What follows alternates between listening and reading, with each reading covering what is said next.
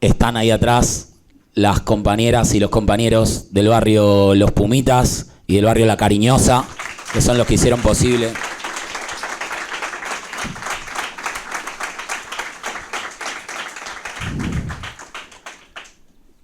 Rosario. Siempre estuvo cerca, pero la villa no tanto, ¿vieron? La villa parece que queda un poco más lejos. Y entonces está bueno que si se toman el laburo, el esfuerzo de traernos algunos desde tan lejos, sirva que estemos acá para poder desnaturalizar alguna de esas cuestiones. La Garganta, por tener uno de sus enclaves en Capital Federal, tuvo trascendencia en medios masivos de comunicación, en algunos programas de canales hegemónicos, en las pantallas que entran a casi todas nuestras casas, y eso hace que hoy recibamos la llave para entrar a algunos espacios que históricamente fueron anegados para nuestros barrios.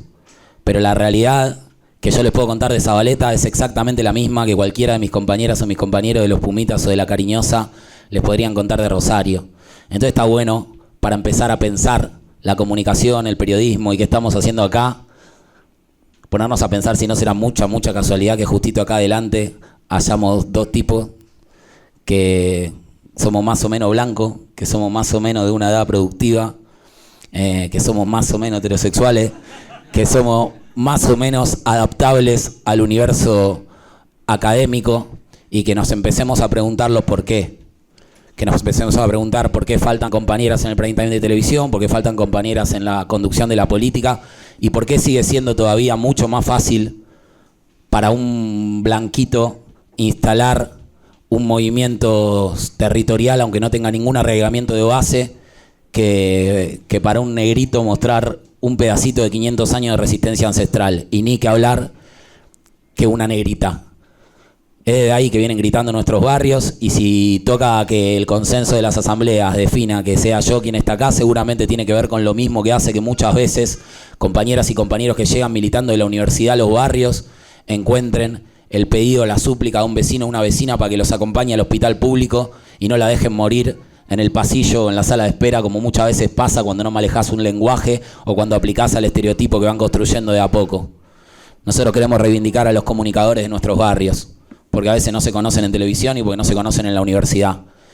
Y porque tristemente para nosotros los comunicadores más eficientes que han tenido la historia de las villas en Buenos Aires, en Rosario y en toda América Latina, no solamente han sido niños, sino que han sido niños muertos. Y eso es algo que queremos empezar a poner en discusión.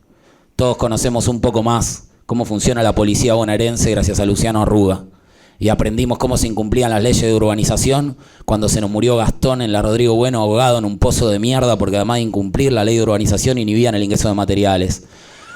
Los riesgos de la desidia de las empresas eléctricas cuando María a los 5 años se murió por un incendio que no hubiera sido mortal si su barrio hubiera estado urbanizado.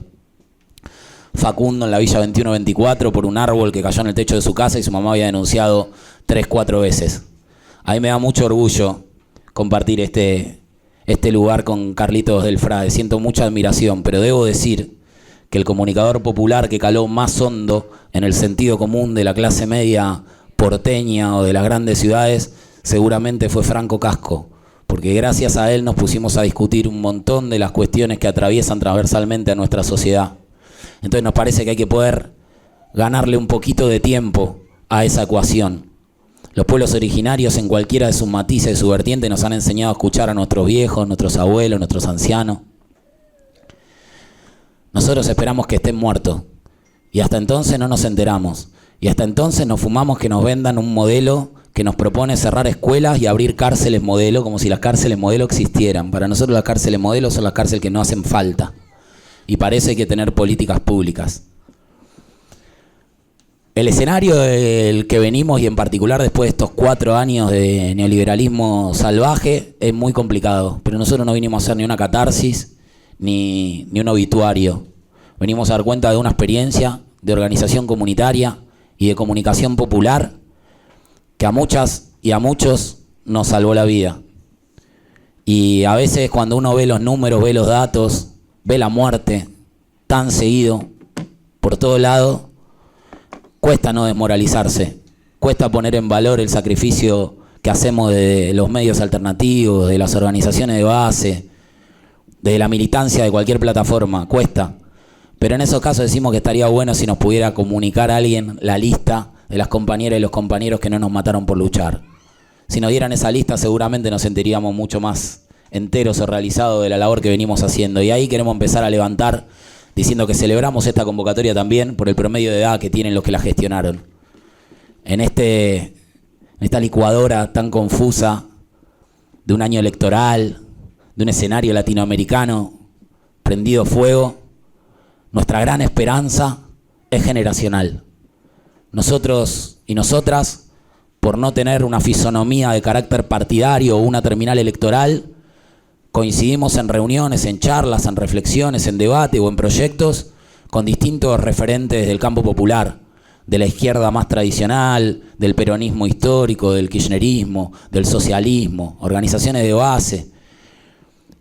Y sinceramente me costaría muchísimo pensar un dirigente o una dirigente del campo popular, de todo el arco en el que están pensando, de todas las caras en las que están pensando, que esté en la política para chorear.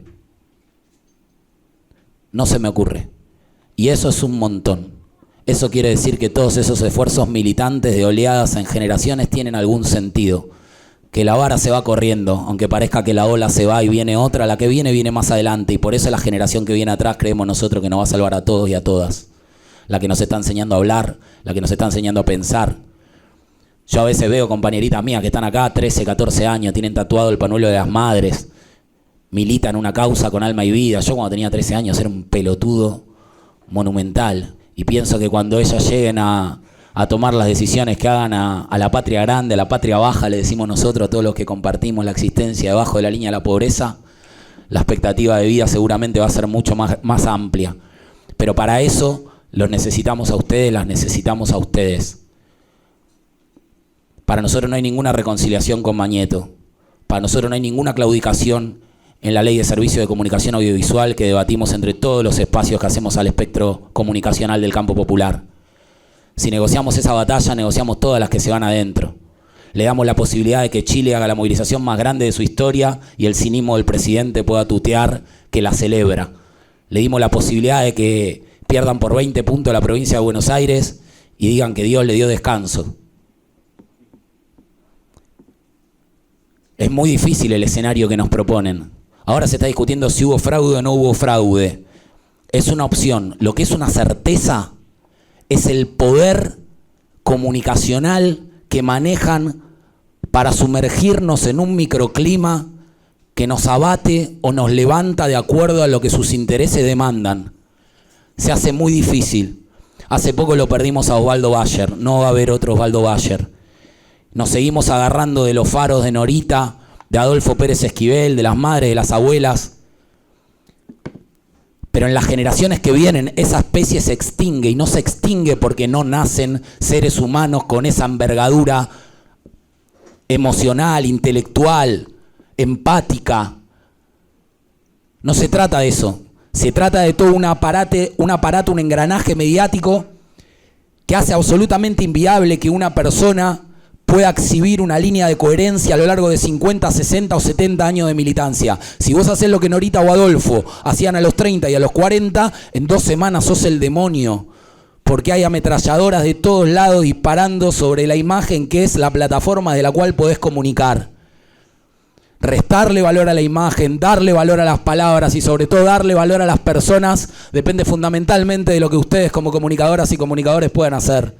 Y por eso nosotros, sin venir a agradecer, venimos a acompañar ese proceso de formación, a aportar los saberes que consideramos tan indispensables como los que figuran en los manuales o en la currícula académica y a traer otros que ahí no están. Porque esos niños muertos que tan bien comunicaron la realidad de nuestro barrio, mucho mejor la comunican vivos, si le dan un micrófono, si le dan una oportunidad, si le dan derechos, si le dan futuro. Imagínense lo que serían los diarios que hoy le dan ganas de vomitar si hubieran tenido un jefe de redacción como el Kiki Sabans, un filósofo de la garganta que tenía 12 años cuando interpeló la cláusula madre de todas las escuelas que enseñan periodismo en la capital federal y que no por casualidad son privadas. Valoren mucho este espacio, porque les hace falta a ustedes y nos hace falta a todos y a todas. Valórenlo. En Capital no hay. Y vamos a tener que pensar por qué no hay. ¿Por qué puede estudiar periodismo y sacar una pasantía para un medio hegemónico el que puede pagar 900 pesos de cuota? Habría que pensarlo. Acá existe. Todas las escuelas privadas en Capital le dedican el primer año de la formación a la pirámide invertida, a las 5W, quién, cómo, cuándo, dónde y por qué. El Kiki, la primera vez que nos reunimos para pensar desde la educación popular a la garganta poderosa, tenía 12 años. Y dijo, ¿por qué 5W? Bueno, 5W porque esas 5 preguntas tienen la letra W. Bueno, pero ¿por qué la letra W? ¿En dónde tienen la letra W? Pero en inglés. ¿Y por qué en inglés? Bueno, pues en Estados Unidos el periodismo. Pero no dijimos que Estados Unidos era el que hacía que Cuba no podía sacar las cosas y entonces no le cerró por ningún lado a Kiki la teoría de la 5W. Se fue a la casa, volvió a la semana siguiente al mismo espacio y dijo, yo tengo una técnica mejor que la 5W, que son las 5P de Kiki. ¿Por qué, por qué, por qué, por qué y por qué? Y nosotros nos reímos, dijimos que este chabón, le decíamos ya filósofo, él tenía 12 años y decía que era filósofo y rey del hip hop.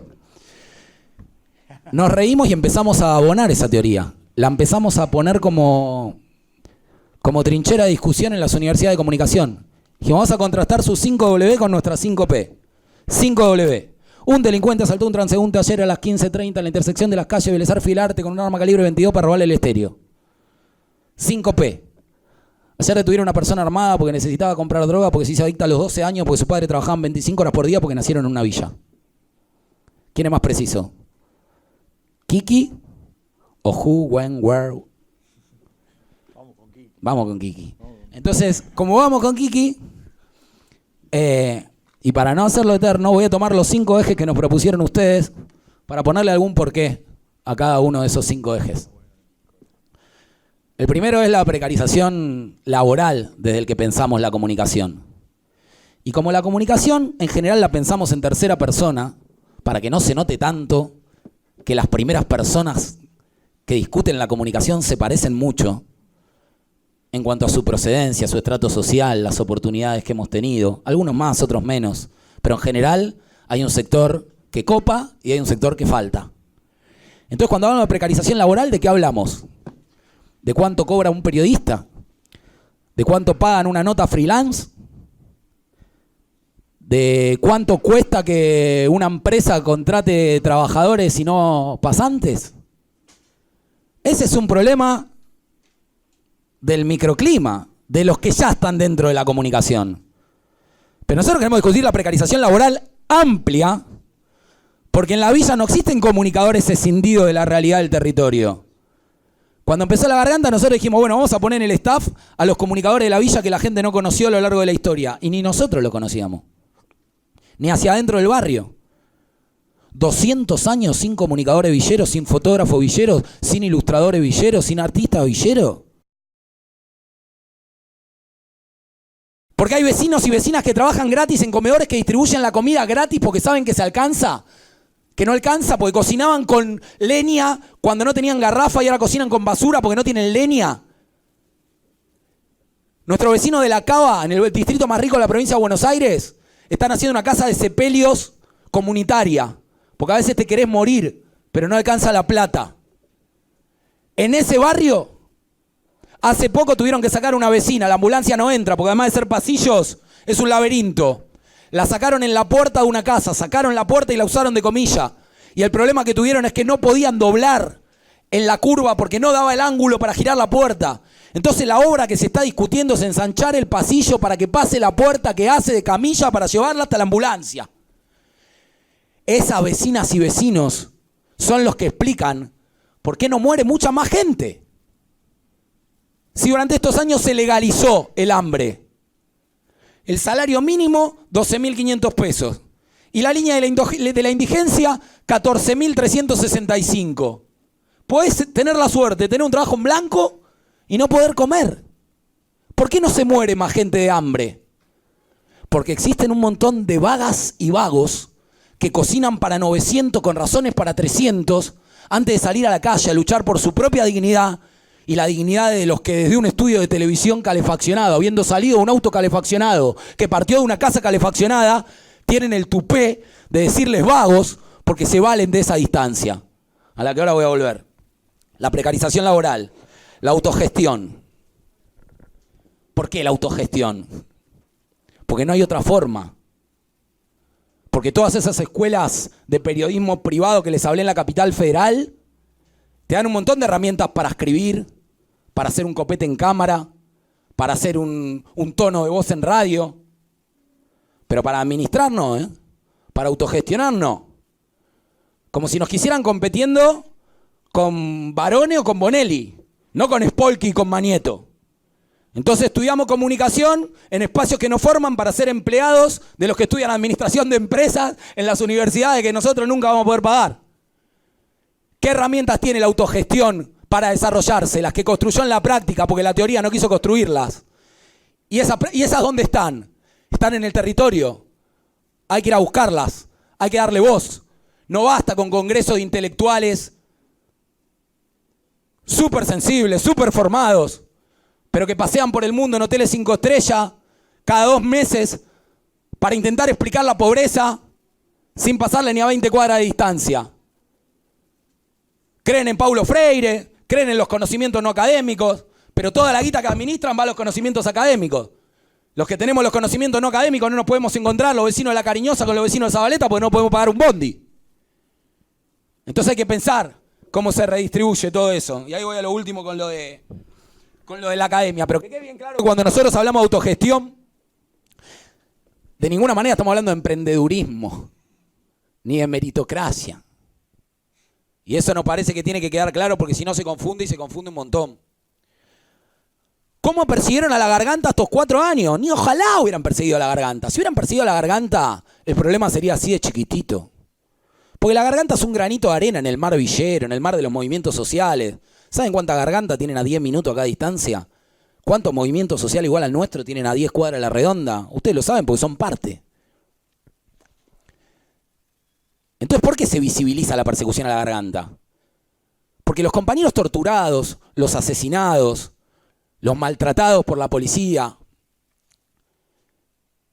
sufren la persecución que sufren los pobres. Pues nuestras compañeras, nuestros compañeros son pobres. Pero la persecución a La Garganta no es por periodista, es por pobre. El valor agregado es que organizados pudimos contarlo.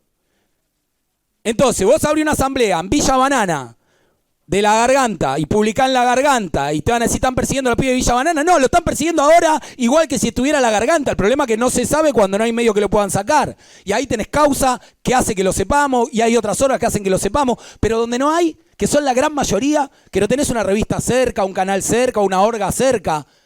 Y el nivel de amedrentamiento, de apriete es el mismo. Entonces poder revertir eso es un compromiso que no se salda con meritocracia. Por lo menos no mientras no nos pongamos de acuerdo si la meritocracia le vamos a llamar a la línea de partida o a la línea de llegada. Porque cuando vos entras a la villa a los 10 minutos entendés que la meritocracia son los padres. Y sobre todo que nunca son las madres. Por eso este camino de la comunicación popular vino a desembarcar para nosotros en el prime time de C5N con 3 compañeras que se formaron en la comunicación popular y en la barriada. Una de ellas santafesina, la Negra Albornoz. La Negra en el 2003 no vio cómo se inundaba su barrio. Vio cómo se sumergía su barrio. Parada en la terraza de su casa solamente veía agua para un lado y para el otro. Y la vecina de enfrente de la Negra tuvo que armar una balsa para subir a su bebé con un policía que la acompañaba para intentar salvarse la vida. La balsa chocó contra la columna de hormigón del estadio de Colón, el bebé se le escapó de la mano, el policía sacó el fierro que tenía en la cintura y se pegó un corchazo en el medio de la cabeza delante de la Negra. Ahora la Negra conduce en televisión. Vayan a correrla por izquierda, vayan a querérsela contar, vayan a decirle que tenemos que discutir fake news, lawfare, índice Merval, riesgo país. Vamos a discutir todo lo que ustedes quieren discutir y tal vez todos no podamos llegar a interpretar cuando terminemos de discutir todo lo que todos perfectamente podemos interpretar como absolutamente prioritario. En un año electoral mucho más, no quieren hablar de la pobreza, nosotros necesitamos que la pobreza hable. Que se muestre la raíz del problema, en vez de vender fruta podrida y cagar a palo a los hortícolas que intentan hacer llegar alimento donde no llega. Nosotros no hicimos una revista para llegar a la tele, hicimos una revista para que la comida llegue al barrio. Y la comida no llega. Por eso la autogestión. Comunicación comunitaria versus empresas. No importa quién lo diga. No importa en qué escenario político. No permitamos nunca que nadie le diga a nadie que la comunicación es un negocio, que la comunicación no es un derecho, que lo que ustedes tienen no es vocación de servicio. Porque no solamente sería una decisión bastante poco madurada que se hayan metido acá para hacer guita, sino que además sería una canallada.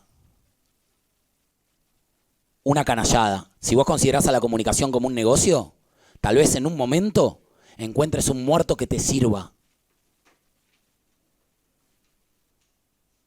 ¿Sabés qué es un muerto que te sirva? Sergio Zacarías. Célebre y famoso por haber muerto de frío. Ahí discutimos que moría gente de frío. Cuando murió a 5 cuadras de la Plaza de Mayo, lo levantaron los medios en cadena nacional, se llenó el estadio de River de solidaridad y a las 48 horas dejamos de discutir. Como si todas esas y todos esos que estaban viviendo en la calle hubieran dejado de vivir en la calle, o como si vivir en la calle en verano fuera más digno que en invierno, o menos peligroso. Como si la vida de Sergio Zacarías valiera más, morado, tiritando de frío, muerto, que metido adentro de cualquier Burger King para enjuagarse la cara o pegarse una ducha en una canilla, muerto de calor en un enero o en un febrero cualquiera. Cuando a vos un muerto te sirve, no se llama comunicación, se llama miseria. Y no tiene nada que ver con la villa. Están las antípodas de los valores que nuestros barrios pregonan y han defendido para que la asamblea siga siendo una costumbre, aunque las reuniones de consorcio en los barrios medianamente acomodados sigan siendo imposibles. Hace poco, muy poco, despedimos nosotros a alguien que entendía bien esa síntesis, que es Marcelo Lotoviazda, que no era santo de la devoción de muchos en el campo popular y que desconocían de qué manera puenteaba entre la comunicación hegemónica y los movimientos populares. Algo de él está en el camino que nosotros fuimos haciendo entre los 4 o 5 que manejan todos los medios y los millones que los consumen. Hay un montón de seres humanos, por suerte, con un montón de matices, que en muchísimos casos juegan muy a favor de nuestras causas y en muchísimos casos no por razones mezquinas. Pero no basta con esos. Necesitamos de los comunicadores populares. Armaron perfecto un engranaje de fake news que prepara el terreno para la lawfare. Al que liberó la zona el día que lo mataron a mi ahijado, le cobraron 12.500 pesos de multa. Esa fue la condena. ¿Saben por qué? Porque primero se encargaron de viralizar en todos lados un video donde unos pibes de Zabaleta disparaban tiros al cielo en un velatorio. Bueno, los pibes no eran de Zabaleta. Ese velatorio no era en Zabaleta. Pero como todos los comunicadores que lo replicaron en los medios no podrían diferenciar nunca a Zabaleta de Villa Banana porque no las pisaron jamás, lo hicieron circular por todos lados y en los alegatos de la defensa, el que liberó la zona cuando lo mataron a mi ahijado, dijo, miren el contexto de peligrosidad en el que trabajan los nuestros. Sacó todos los recortes del diario y fue la frutilla de su defensa. La cuestión mapuche venía viéndose, pero por si acaso, ahora en Chile se puede ver un poco mejor. Bueno, nos vinieron a hablar de la RAM, ¿cuánto tiempo? A la fake news la paramos con comunicadores populares y al lawfare con bogas del campo popular. Necesitamos aceitar esa sincronía, ponerla de manifiesto cada vez más y hacerlos entender, metiéndome en el porqué de la investigación y los derechos humanos, que un periodista que cubre Ñulso Central tiene la obligación ética y profesional de ir a los entrenamientos de Ñulso y Central. ¿O desde qué lugar va a hablar de Ñulso y Central? Nos parece obvio, pero también nos parece obvio que desde hace décadas escriban en diarios y hablen en televisión de nuestras villas comunicadoras y comunicadores que no las conocen ni por el Google Map. Y quieren contarnos cómo se van a resolver esos problemas. Entonces la investigación y los derechos humanos no son dos cosas distintas. Son una sola cosa. Y acá tengo un gran exponente de eso. Porque yo a Carlito Goldfrade lo admiro mucho antes de conocerlo por distintas razones. Pero desde la villa, desde 114 asambleas villeras que hacemos La Poderosa, Quiero decir acá la razón principal por la que nosotros lo admiramos a Carlito del Frade. Tiene que ver con la investigación y con los derechos humanos. Porque es muy difícil.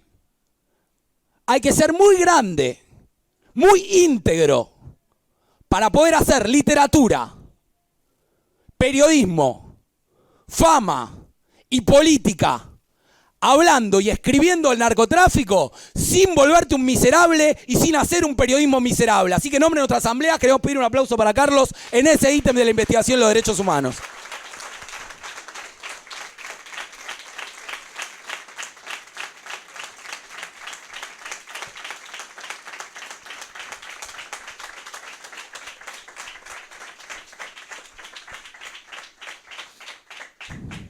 Y sobre ese ejemplo no pedirles ya que vayan al entrenamiento de Colón y después vayan a Villa Banana.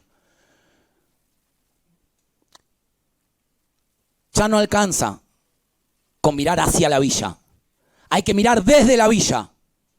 Vos no tenés la culpa si no naciste en la villa, si no tenés familiares en la villa. Pero si desarrollaste un espíritu crítico, porque tipos así, o como los docentes que tienen acá, le abrieron la cabeza para que puedan pensar que ustedes tuvieron una llave para acceder a una terraza donde ver el mundo con cierta perspectiva y cierto confort, hay que partirse la cabeza para pensar cómo habilitarse esa llave. Hay que poder comunicar abriendo espacios para que otros comuniquen. Cuando sea un hombre y blanco y con lenguaje académico y justito heterosexual y justito con un lenguaje aplicable a la academia, el que tome el micrófono tiene que ser para decir que eso está mal. Tiene que ser para decir que hay que habilitar las otras, que la información que falta es la otra porque es justo. No solo justo para quienes viven en la barriada y no pueden enunciar sus posiciones. Es justo para el resto de la sociedad que vive engañada. Porque si el resto de la sociedad hubiera tenido acceso al periodismo de Luciano Arruga, tendría mucho más claro por qué sus problemas de inseguridad no se resuelven dándole más plata a los destacamentos policiales que mandan pibes a robar. Si vos conocés que Luciano Arruga era un negro villero que se negó a robar para la policía, y por eso fue torturado, y por eso fue secuestrado, y por eso fue asesinado, y por eso fue desaparecido, y por eso fue enterrado como NN.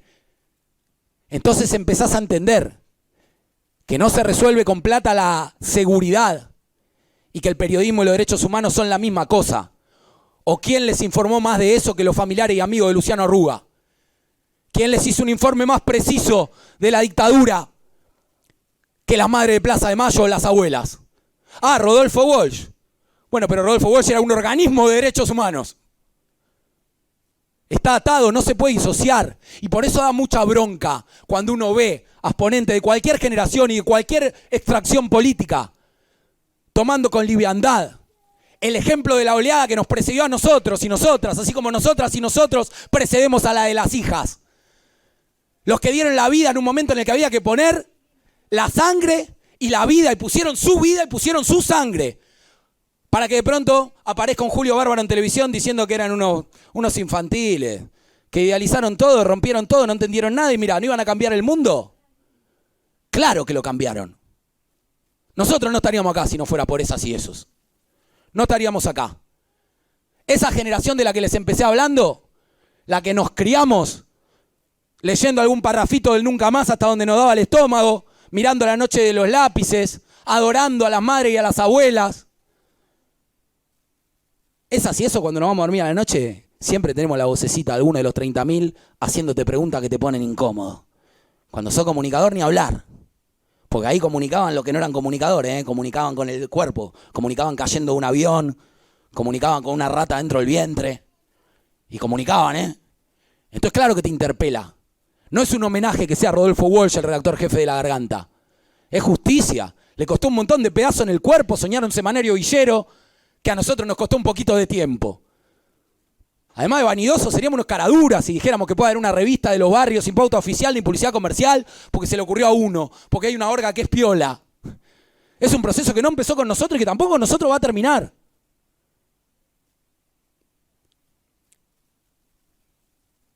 Y tengan bien claro que para nosotros y para nosotros fueron infinitamente más influyentes cualquiera de esos 30.000 que cualquiera de los Julio Bárbaro. El comedor de la Poderosa que le da de comer a las compañeras y los compañeros de la 31 se llama Gustavo Cortiña. No se llama Julio Bárbaro. Entonces me parece que además de estar en crisis el modelo económico, está en crisis un modelo humanitario. Porque Durán Bárbaro dice que un libro de Adam Smith que se llama La riqueza de las sociedades dice que cuando el panadero te da un buen pan, te lo da porque le conviene para ganar más plata y vos vuelvas. No porque quiere que disfrutes el bollo horneado. No lo hace por amor, lo hace por conveniencia. Esa es la matriz genética de la especie, en el sentido común que nos quisieron instalar esos 4 años. Y ahí se vuelven influyentes los 30.000, Luciano Arruga, que me expliquen cuál era el beneficio individual de Darío Santillán cuando decidió volver sobre sus pasos sabiendo que posiblemente lo iban a fusilar igual que a Maximiliano Costecchi. ¿Qué beneficio personal perseguía? ¿Y por qué vamos a esperar menos de la especie? Entonces el último porqué a los 5, que es el porqué de una perspectiva académica popular, lo quiero empezar respondiendo con ese ejemplo, con el ejemplo de Sloto. Porque lo llevamos adentro fundamentalmente por haber interpelado a la externalidad. No se pueden pensar los problemas de la villa desde la externalidad, ni de las comunidades originarias, ni de los encuentros de mujeres. No se puede. Si la comunicación no se abre, nos están engañando. Nos están engañando. Esa bandera no la podemos bajar. Entonces Sloto, con una fuerza que yo no sé de dónde la sacaba, porque basta ver las imágenes para darse cuenta de dónde la sacaba, hizo su anteúltimo programa desde la Villa 31 del comedor, Gustavo Cortiñas, casi diciendo, miren que yo me voy, pero acá hay hambre. Y por primera vez en mi vida me tocó estar en un velatorio donde entre lágrima y abrazo crecía una montaña de alimento no perecedero. Para que nadie pudiera correr el eje o la mirada de donde la estaba poniendo. ¿Y qué es pensar los problemas de la villa de la externalidad? Que basta de llamarle extensión universitaria a las pocas veces que se digna la universidad a tocar un barrio pobre con la punta de los dedos. ¿Qué extensión? Como que tu familia diga que es una extensión de la mesa familiar para que vos también te sientes en Navidad. Y pero si yo soy parte de esa mesa. ¿Y los sectores populares no eran parte del universo constitutivo del conocimiento? ¿No estábamos de acuerdo con Paulo Freire en la teoría? Estar de acuerdo con Paulo Freire en la teoría es un oxímoron. Hay que hacerse cargo de repartirla de verdad. La palabra y la guita, hay que repartirla de verdad. Si no, no va a funcionar. Cuando vos pensás, la universidad de afuera, entonces esos compañeros, los que no entraron a la universidad. No, la universidad va a ser para todos dentro de 50 años. ¿Y quién la va a hacer? ¿Quién la está pensando hoy, la universidad, dentro de 50 años? Los docentes, los no docentes, los graduados, los dirigentes y los estudiantes. Y los no estudiantes, decimos nosotros. ¿Y los no estudiantes? Mis vecinos que tienen 60 y 70 años y no estuvieron 5 en la secundaria, 7 en la universidad, 4 en un posgrado y 20 en un trabajo en blanco. ¿Dónde creen que estuvieron esos 40 años? ¿En una ladera, en un placar? Estaban con los pies en el barro, entendiendo qué funciona y qué no funciona, las teorías que otros estuvieron en jaula de pared y libro durante un montón de años. Entonces vamos ahí, desde adentro. El periodismo en tercera persona queda lindo, el argumento de contener el ego es bueno, pero no podemos desconocer que detrás de esa tercera persona hay muy poquitas manos. No podemos. Y cuando pensás las políticas públicas desde la externalidad, podés llegar a creer que la urbanización es hacer 4 paredes y un techo. Y decirle a un vecino, señor, deje ese ranchito, se mude un departamento, dígale gracias a esta gestión y páguelo el resto de su vida. Si vos lo pensás desde afuera de la villa y no le das lugar a las vecinas y los vecinos de los sectores populares en el armado de las mesas chicas de las políticas públicas, entonces podés cometer esos errores garrafales. Mudaron a 1.334 familias que vivían en el camino de Sirga a la vera del Riachuelo en la Villa 21 hace 3 meses a unos departamentos nuevos. Además de todas las deficiencias de infraestructura, a nuestros compañeros les llegó una factura de luz de 7.800 pesos. Los que viven de un plan de 5.000. Entonces ese departamento no era para ellos. Y en el caminito, ¿qué pasó? Dejaron el ranchito, que era la materialidad de lo único que habían podido construir en una vida de laburo, que hizo una vida comunitaria arriba de una quema, que hizo un comedor cuando no había que morfar, que hizo una escuela cuando no había donde estudiar y que se llenó de sus recuerdos, de sus changas, de sus vínculos. No se puede pensar de la externalidad.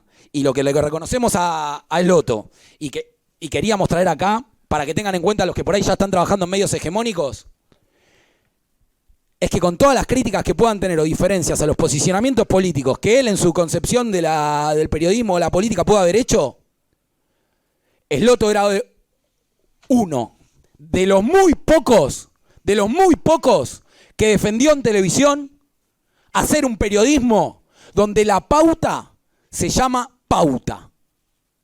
¿Qué quiero decir que pauta se llama pauta? Que la plata de la publicidad no va para que lleves a este invitado, no va para que cubras esta inauguración, no va para que no lleves a ese invitado, no va para que no cubras esa movilización. Hay muchos que parecen ídolos y negocian en reuniones que no ves. Al Loto le caían por hacer una reunión con un dirigente, con un funcionario. Él tenía esa concepción del periodismo, creía que tenía que hablar con todos, preguntarle lo que tenía que preguntar, pero era un tipo íntegro. Y eso hay que reivindicarlo, hay que defenderlo, sobre todo por haber planteado la crisis de la externalidad. Lo celebramos mucho, porque nosotros estamos haciendo esta charla acá, pero la emergencia alimentaria está en los Pumitas y en la Cariñosa. El conocimiento no académico está en los Pumitas y en la Cariñosa. Y los recursos no están ni en los Pumitas ni en la Cariñosa. Entonces tenemos que trabajar juntas y juntos para que eso suceda. Si trabajamos juntas y juntos para que eso suceda, nosotros creemos que vamos a tener chilenas y chilenos del campo popular contándonos la historia que no nos están contando de lo que está pasando en Chile. Porque tal vez nos las tendrían que contar en una lengua que no fuera la nuestra. Y tal vez eso nos pondría a discutir también nuestra plurinacionalidad. Podríamos entender lo que está pasando en Ecuador, porque nos contarían las compañeras y los compañeros que están marchando contra el paquetazo porque no pueden más allá de la lectura geopolítica, de los analistas, de los partidos. La patria baja, la grieta transversal, la llaman línea de la pobreza. Cuando el Kiki se reunió con un gran filósofo, que no nombramos para no quemarlo, pero un filósofo que respetamos mucho y que leyó mucho más que todas nosotras y nosotros juntos, nuestras asambleas, se juntaron en una casa a reflexionar sobre la vida. Kiki tiene 12, 13 años y el filósofo 70. Y en un momento Kiki le dice, te quiero hacer una pregunta. Si yo te pidiera que vengas a mi barrio, ¿vos vendrías? Y en un gesto de sensatez intelectual, pienso yo, el filósofo mayor toma distancia y le dice, mira, te voy a decir la verdad, Kiki, no sé si iría. Pero no es que no iría porque me daría miedo o por lo que vi en televisión. Creo que hoy no iría a Zabaleta porque lo que más yo puedo hacer por tu barrio es esto que hago en la academia, en mis clases, lo que hago en televisión, lo que escribo en mis artículos en los diarios. Y no sé qué cambiaría si yo fuera al barrio. Y fíjense, un tipo muy sensible, que leyó mucho, automáticamente interpretó que Kiki le estaba pidiendo ayuda. Kiki no le estaba pidiendo ayuda. Kiki le había preguntado si quería venir al barrio. Entonces cuando dijo, no sé qué cambiaría si fuera tu barrio, Kiki le dijo, de corazón, de filósofo a filósofo, te digo, tenés que venir al barrio. Vos cambiarías. Es de ahí que nosotros queremos invitarlo, que vayan a los Pumitas, que vayan a la Cariñosa, que no conozcan a nuestros comunicadores cuando hayan muerto, que conozcan a nuestros comunicadores cuando estén vivos, porque es parte del proceso de formación que debiera ser obligatorio en absolutamente todos los espacios de formación de comunicadores y comunicadoras, porque los vecinos y vecinas del barrio no solamente tendrían que ser oídos, tendrían que ser estudiantes, tendrían que ser profesores, tendrían que ser directivos, tendrían que ser graduados. Hay que habilitar, hay que abrir, inevitablemente. Les puedo asegurar que ahí no van a encontrar pibes callados, van a encontrar pibas de pie y van a encontrar pibes de pie también. Pibes que van rompiendo con esa lógica que de alguna manera u otra, por las buenas o por las malas, intenta ponernos a trabajar como si fuéramos rebaños. Para mí Kevin sigue vivo y hoy cumpliría 16 años. Por ellas y por ellos, nosotros pasamos la pesadilla del macrismo, la pesadilla de Bullrich, la pesadilla de Carrió, que en buena hora se retiró de la política y ojalá que cumpla. Pasamos la pesadilla y seguimos soñando. Que bajen las armas, que acá solo hay pibes gritando. Muchas gracias.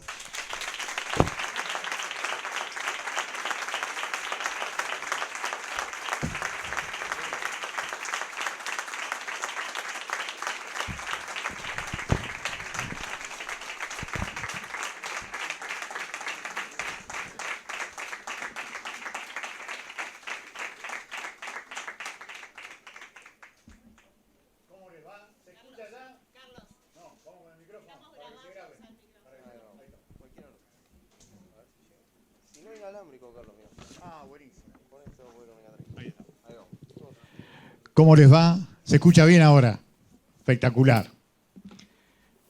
Es hermoso estar acá hoy, además, con un tipo tan extraordinariamente vivo, tan extraordinariamente sensible como Nacho, y además demostrando que la comunicación popular tiene que ser, como muestra La Poderosa, multicolor, llena de vida, no aburrida, asumiendo las palabras tal como salen de los comunicadores. Eso es un gesto de independencia de la cabeza y del alma que algún día habrá que aprender. Eso es lo que logró La Poderosa. Hablar con voz propia, pero animarse a pensar también con la cabeza propia. Por eso es multicolor, por eso ha llegado a tantos lados, es una extraordinaria experiencia popular. Salieron de lo alternativo porque buscaron la masividad, y eso es política. Salir de la comodidad de estar siempre de acuerdo con el espejo y tratar de llegar a las grandes mayorías. Salir de las consignas, siendo siempre las mismas personas, diciendo lo que tienen ganas de decir, pero tratando de llegar de las mejores formas, entre otras, el multicolor, lo multicolor. Eso es muy importante. Esa es una enseñanza política. Masificar lo alternativo. Cuando nos conocimos con Gustavo Rosa, que está acá, hace 32 años que nos conocemos, estaba sacando cuentas. En 1987 nosotros fundamos una radio comunitaria en el Saladillo Sur. La radio comunitaria era un wincofón. Yo les digo el wincofón y ustedes dicen, ¿de qué me está hablando esto? Sí, yo estoy casi como Indiana Jones en una de las películas de investigación arqueológica. El wincofón era un tocadisco de las clases populares. Entonces poníamos el wincofón en la casa, allí al lado de la ribera del Saladillo, teníamos un megáfono y relatábamos los partidos de fútbol de las pibas y los pibes del barrio. Y para los cumpleaños de 15, organizábamos durante la semana distintos mensajes que se hacían en el mejor archivo popular que sigue teniendo nuestro pueblo, que son la caja de zapatos de las mujeres que guardan todo, con el cariño extraordinario y profundo que tiene nuestro pueblo de las cosas que quiere, la guardan ahí, en la caja de zapatos. Entonces durante la semana en la caja de zapatos iban anotándose mensajitos y decía, del Frade, este viernes necesitamos 2 coca y una pizza porque Julieta cumpleaños. Entonces nosotros íbamos y salía la transmisión los sábados a la tarde. 1987. El pueblo, mucho más sabio que nosotros, convirtió aquella experiencia que se llamó Nuestra Voz, la convirtió en la primera cooperativa de producción y compra de verdura de la zona sur de Rosario. Derivó esa experiencia de comunicación popular en una cooperativa. Extraordinario. 1987, el mismo año en donde estábamos conociéndonos con Gustavo. En ese año nosotros estábamos enamorados de redescubrir a Rodolfo Walsh porque la dictadura nos había sacado mucho, pero también la democracia. Porque la primera democracia, la de 1983 a 1989, había tratado de separar al Walsh militante revolucionario del Walsh periodista, militante político revolucionario, pero además comprometido. Porque antes de la desaparición, Walsh, como militante del peronismo de base, había construido una radio popular y había construido el semanario Villero. Y para nosotros eso había que hacerlo. Y lo hicimos, pero el pueblo lo hizo mejor, lo convirtió en otra cosa. 1987. Y allí apareció un tipo extraordinario, tan extraordinario como Marcelo, que se llamaba Ricardo Horvat. Ricardo Horvat era un extraordinario periodista que hizo las dos más maravillosas investigaciones de la historia de la radiodifusión en la Argentina. Y fue poniendo todas estas experiencias populares que se iban haciendo en distintos lugares. Y Ricardo Horvat anotó eso en la trama secreta de la radiodifusión argentina. Yo no sé bien, Gustavo, si esos textos hoy se leen en los institutos de periodismo, en la facultad, no se leen. Tengo una sensación sobre que además de la militancia necesitamos la formación. Eso que Kiki hacía con el filósofo, lo escuchaba. Sabía que ese tipo con 70 años había vivido y que las cuestiones de la vida de ese tipo le podían servir a él. Formación, la formación. Escuchar las experiencias anteriores. No somos hijos del presente, somos hijos de una historia. ¿Somos continuadores de sueños colectivos inconclusos o somos continuadores de impunidades por resignación? Hay que aprender, hay que escuchar. Rodolfo Walsh decía algo maravilloso: escuchar bien para contar bien. Escuchar bien para contar bien. Generalmente nos cuesta muchísimo escuchar. Escuchar bien para contar bien. Por eso quería contarles que este es un momento realmente hermoso, porque además del tema y de Nacho, la experiencia era poderosa, hay que celebrar esto. Allá por el 87 hicimos el primer Congreso de Comunicación Popular Nacional, lo hicimos en aquel entonces en el Hogar Escuela de Granadero Baigorria. En aquel momento discutíamos que había que sacar una ley, porque la ley vigente era la ley de la dictadura, la ley de radiodifusión de la dictadura. Y queríamos democratizar la comunicación y denunciábamos a Clarín en 1987. No salimos ni en una gacetilla en la capital. Pero me acuerdo de cómo pensar la radiodifusión en la democracia allá por el 87. Con medios muy precarios y con una gran avanzada. Teníamos la FM DLT3. En la FM DLT3 nos juntaban a todos los zurdos los domingos a la tarde. El director decía, Pebeto Aramburu era el director en aquel entonces, Pebeto Aramburu decía, miren, ustedes le vamos a dar todo el domingo, de 2 de la tarde a 10 de la noche, todos los programas zurdos. Vayan, háganlo, que tengan libertad. 5 meses fue la libertad. Al sexto mes nos echaron todos juntos. Y ahí aprendimos que el periodismo tiene que ver con el poder. Que vos discutís periodismo de acuerdo a cómo te parás con el poder. Que el mito de la objetividad le sirve a aquel que quiere que vos siempre pidas permiso para informar. Vino la década del 90 y en la década del 90 vino la primera eliminación de una cláusula que tenía la ley de radiodifusión que no permitía tener a un solo propietario más de 3 medios de comunicación. Lo borraron. Era el artículo 45 de aquella ley de radiodifusión. Se borró. Surgieron lo que se conoció como los multimedios. Y acá llegaron a la ciudad de Rosario. Multimedios La Capital. Grupo Vila Manzano. Empezó desde entonces la noticia obediente, que fue una precarización horrible, porque fue la precarización de la cabeza.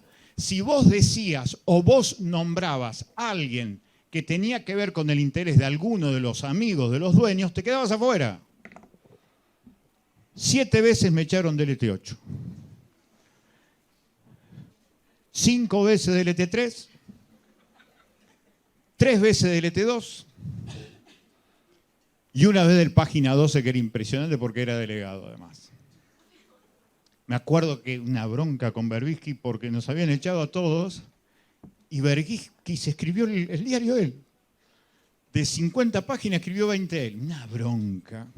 Así todo yo, por supuesto que tengo un gran respeto por Horacio, pero en aquel momento había jugado para atrás, había jugado como un traidor. Pero eso me quedó siempre. Pero nunca me voy a olvidar el día uno de los últimos días que me echaron del ET8, fue extraordinario, porque el tipo me dice, habíamos ganado el Martín Fierro Nosotros ganamos 5 Martín Fierro con esta idea de ir a discutir en los grandes medios de comunicación espacios para decir otras cosas, para mostrar otras voces, para mostrar lo que estaba oculto. Siempre digo, la mejor frase del periodismo la dijo un tanguero, Enrique Santos Discépolo. Discépolo decía algo maravilloso. En el acto central de la vida, en el grotesco cotidiano, lo que se ve en el centro del escenario es al que recibe la bofetada, al que recibe el cachetazo. Ahí siempre están las luces, siempre están mostrando la cara del que está lastimado. Sin embargo, decía Discépolín, ese no es el más importante. El más importante, el actor verdadero, es el que no se ve, el que da el cachetazo. Ese está oculto entre bambalinas. Maravillosa definición. Eso es lo que nosotros buscábamos, saber quién da los bofetazos. Lo cierto es que ese día llego a LT8 con el Martín Fierro, ganamos un prensario, el programa era bárbaro y el gerente de LT8 me recibe y me dice, muy bien Delfrade, lo felicito por los premios, extraordinarios, mañana el último programa. Y digo, ¿y qué hago? ¿Y qué sé yo? ¿Me puede decir por qué me echa? Porque muchas veces te echaban sin decirte nada. Delfrade, la última vez, chau, hasta luego. Era impresionante porque los mismos guardias de seguridad a los que vos habías defendido gremialmente te decían, Carlito, no puedo entrar. Si entras me arma lío. Ah, bueno, y me quedo afuera yo y aparte comprendiéndolo el que me echaba. Pero el tipo me dice, mire, Delfrade, usted hace 3 cosas. Habla mal de los empresarios, habla a favor de los derechos humanos y habla de los trabajadores. Es inaceptable. Hoy, en el lugar de privilegio que estamos, 32 años después, seguimos siendo igual. Denunciando a los empresarios, defendiendo a los trabajadores y defendiendo a los derechos humanos. Hemos logrado cosas, porque acá estamos frente a ustedes, para decirle que siempre es mejor hablar que no hablar, que la diferencia es un 100%, que la información tiene un valor político extraordinario. Una cosa es que Zabaleta hable o que Zabaleta no hable. Si Zabaleta no habla, la arrasan. Si los pumitas no hablan, a los pumitas lo arrasan. O lo que es peor, lo satanizan. Le dicen que es el lugar en donde se origina el narcotráfico. Hay que hablar, decir y no decir, la diferencia es el 100%. Y decir además estas cuestiones que son fundamentales, decir con la voz propia, que eso es lo maravilloso de la Poderosa. Yo siempre comparto con ustedes algunas cuestiones que son fundamentales. Empiezo por lo que le dejó Nacho. Le vamos a decir a Guada que me disculpe en su rol de fotógrafa. A mí siempre me gustan las cifras, los números, porque los números son las vísceras de la sociedad, decía un tipo fenomenal que se llamaba Raúl Scalabrini Ortiz. Los números muestran cómo funciona la sociedad. En la Argentina hay 1000 empresas, 1000, que se quedan con el 80% de lo que producimos, 44 millones de argentinas y argentinos. Vamos de nuevo. 1000 personas se quedan con la guita, con el producido, con el 80% de lo que producimos en un año, 40 millones de argentinas y argentinos. Terrible. Concentración de riqueza fenomenal en pocas manos. Ahora, de esas, hay 17 empresas en 3 rubros vinculados a la comunicación que manejan 478.867 millones de pesos. Más de 1.000 millones por día, muchachos. Son empresas de comunicación. ¿Para qué les interesa la comunicación? ¿Para entretener? ¿Para informar? para democratizar los bienes culturales. ¡No! Les interesa que siga la Argentina concentrada en pocas manos y que las grandes mayorías nunca sean protagonistas sino espectadores. Les interesa que opinen llamando a la radio y dejen el mensajito en 1 minuto o produciendo ahora. Haga periodismo ciudadano, te dice TN. Entonces vos salís con la camarita y se lo mandás a TN. Mirá, en Corrientes y Córdoba vi cómo salía Vignati, el presidente de la capital, abrazándose con Perotti. Y vos creés que sos Rodolfo Walsh. Le mandás la imagen, es el show. El show es eso, mostrar. Y cuando se muestra, no se cuestiona. Simplemente se muestra la cobertura. Por eso siempre decimos desde hace muchos años, el peor verbo que te enseñan en las redacciones de periodismo y en las escuelas de periodismo y en la facultad de periodismo cuando te dicen, anda a cubrir tal noticia, anda a cubrir lo que pasó en los Pumitas. ¿Cómo cubrir? Cubrir es exactamente eso, mostrar la punta del iceberg. Cuando vos tenés que hacer es preguntarte, como el filósofo Kiki, ¿por qué aparece esa punta del iceberg? Esto es fundamental tratar de entenderlo. Vuelvo a esto. 17 grandes empresas. Telecom es la número 3. El Grupo Clarín es el número 20 entre los grupos. Miren qué pedazo de poder. Son la oligarquía gobernante. La comunicación es una herramienta de extorsión para mantener una estructura económica en la Argentina de concentración y extranjerización de la riqueza.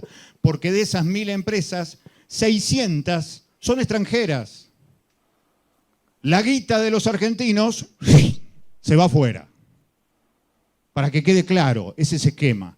Y el esquema comunicacional que gana plata con eso, ¿qué necesita? Que esto siga.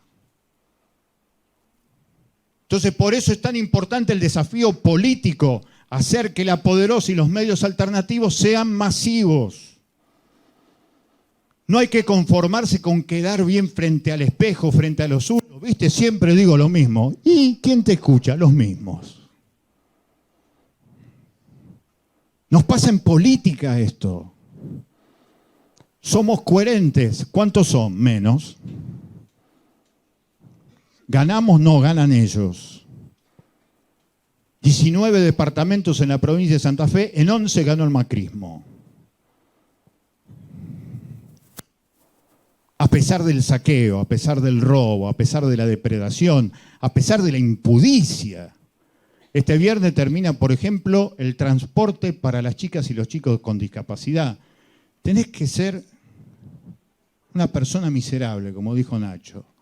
Tenés que ser un personaje muy miserable para sacarle el vehículo a una chica y a un chico discapacitado. Esto pasa el viernes. Y en esta provincia donde pasa eso, se votó a quien te saca el auto para el discapacitado. Ahí hay un ejercicio que hay que hacer. Hay que tratar de hacerlo. Primera cosa, entonces, lo que dice Eduardo Galeano. ¿Se acuerdan de una frase atribuida a Maquiavelo? ¿Los fines justifican los medios?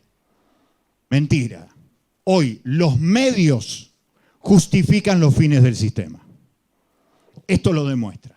Los grandes medios de comunicación justifican los fines del sistema, que son, en definitiva, que las minorías vivan bien a expensas de una mayoría entretenida.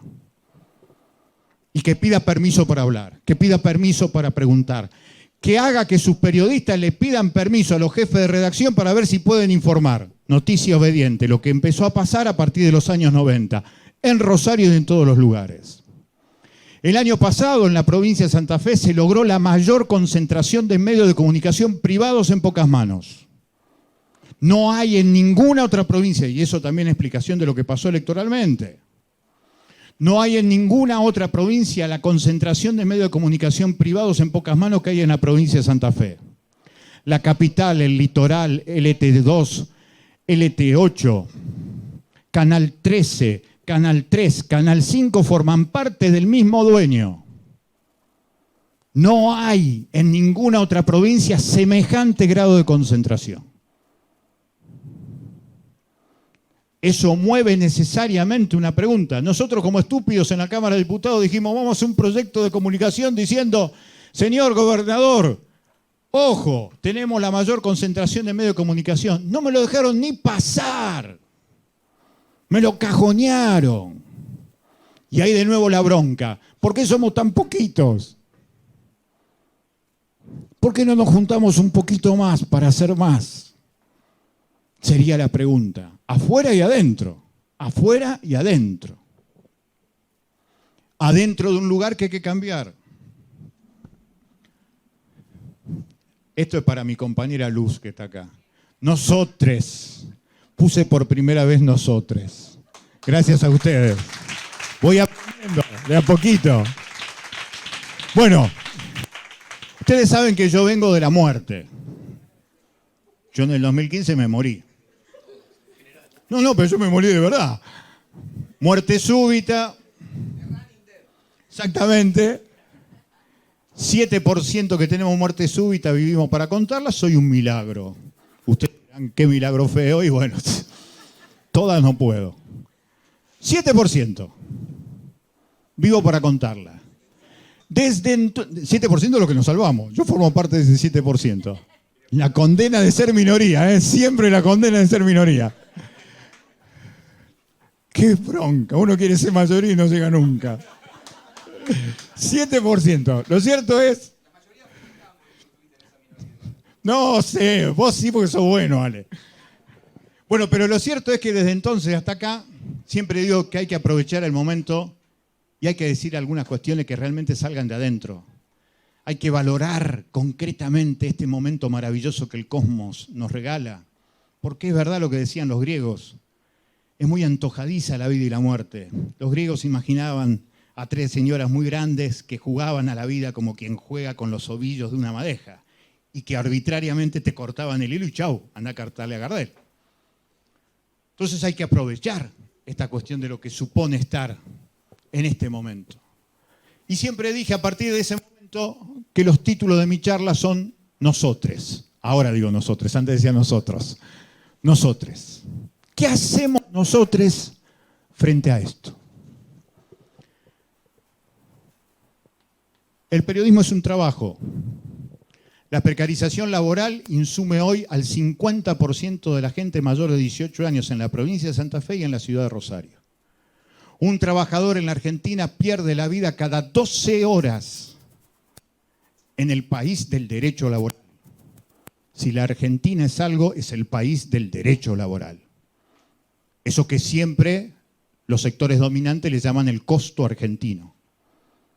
El conjunto de los derechos laborales hizo a la Argentina única en el siglo XX. Por eso, las enormes dictaduras que tuvimos, los 30.000 desaparecidos con la mayoría de jóvenes trabajadores revolucionarios, era una cuestión de clase, destruir el derecho laboral. No lo lograron, hasta el día de hoy no lo lograron.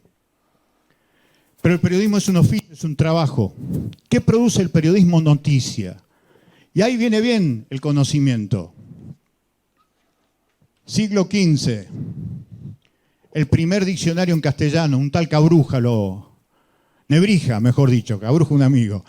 Nebrija es el primer diccionario en castellano. Noticia significa conocimiento del pueblo. ¿Qué producimos? Noticia. ¿Qué significa noticia? Conocimiento del pueblo. ¿Por qué? Porque el pueblo no conoce. Porque era la Edad Media. La edad de Juego de Tronos, si ustedes los vieron. Grandes castillos, el conocimiento dentro del castillo. El pueblo no tenía noción de nada. Entonces había que producir conocimiento para el pueblo. Hoy la tarea es la misma. Producir conocimiento para las mayorías. Producir conocimiento para las mayorías. Producir conocimiento para las mayorías. Decir que Cablevisión no te entretiene, Cablevisión te hipnotiza para que vos sigas pidiendo permiso para hablar y no protagonizar la historia. Conocimiento del pueblo, saber quién es el que da el cachetazo, quién es el que produce el dolor, cuál es el productor del dolor. Que la policía está más en el barrio para garantizar la zona liberada para sus socios narcos que para cuidarte.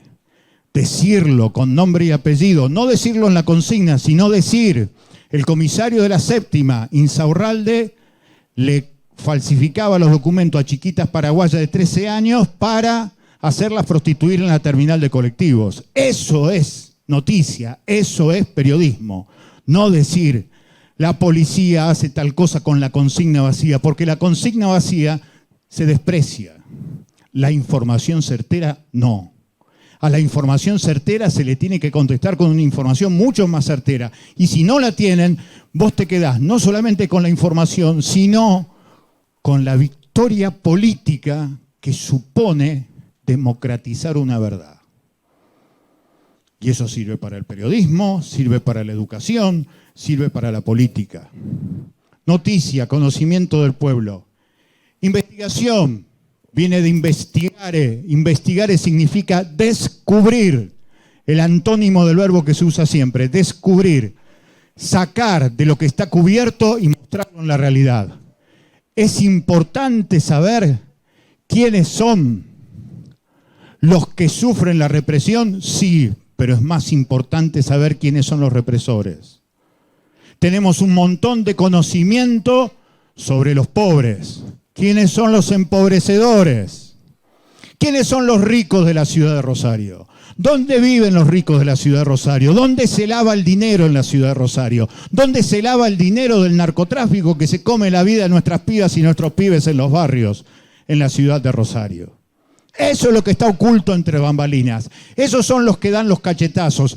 Esos son los que merecen la investigación. Por eso la investigación tiene que ver con los derechos humanos, porque descubre, enuncia, nombra lo prohibido, nombra lo que está oculto.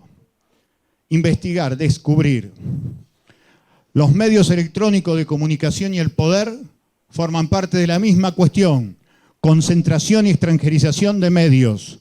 Y además, tremendo.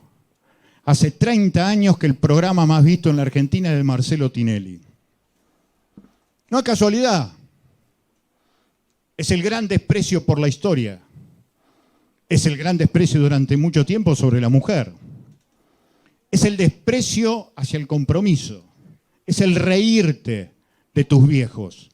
Durante los años 90 la joda más vista de Tinelli era cuando se le tomaba el pelo a los viejos. Había que ridiculizar al portador de la historia, porque el portador de la historia es el portador de la existencia, es el portador de la vida. Y si no transmitís vida, ¿qué transmitís? Si vos ridiculizás tus raíces, ¿de qué te agarrás?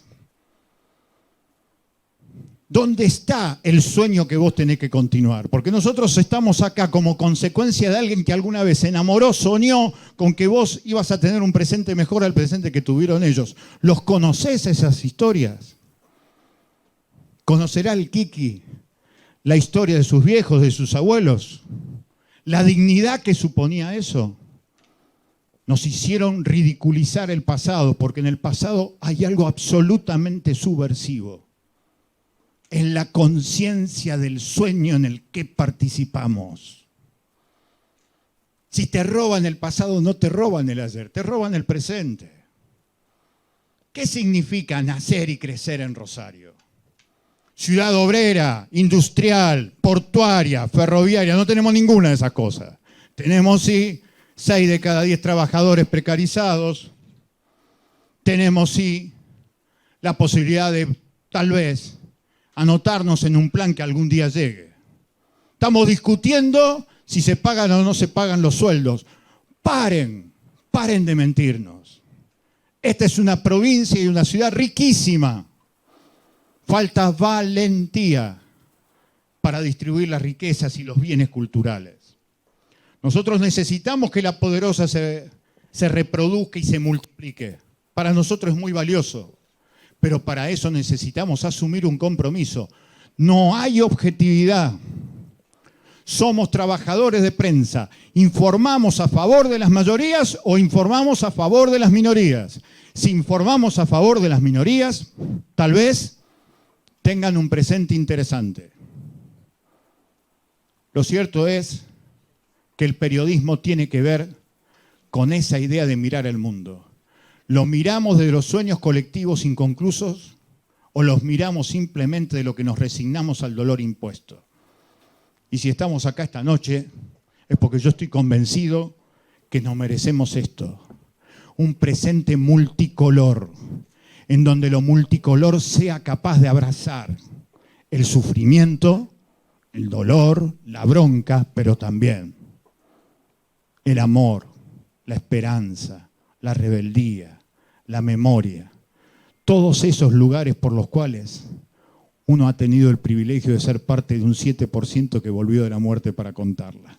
Muchísimas gracias por la atención.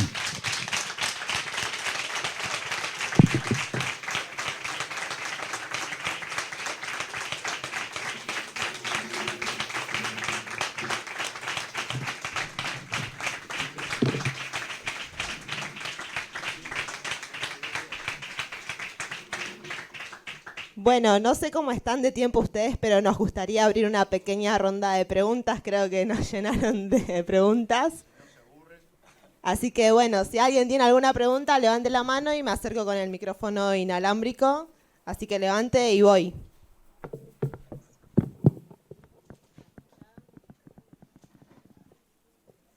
¿Alguna pregunta? Somos estudiantes de periodismo, vamos.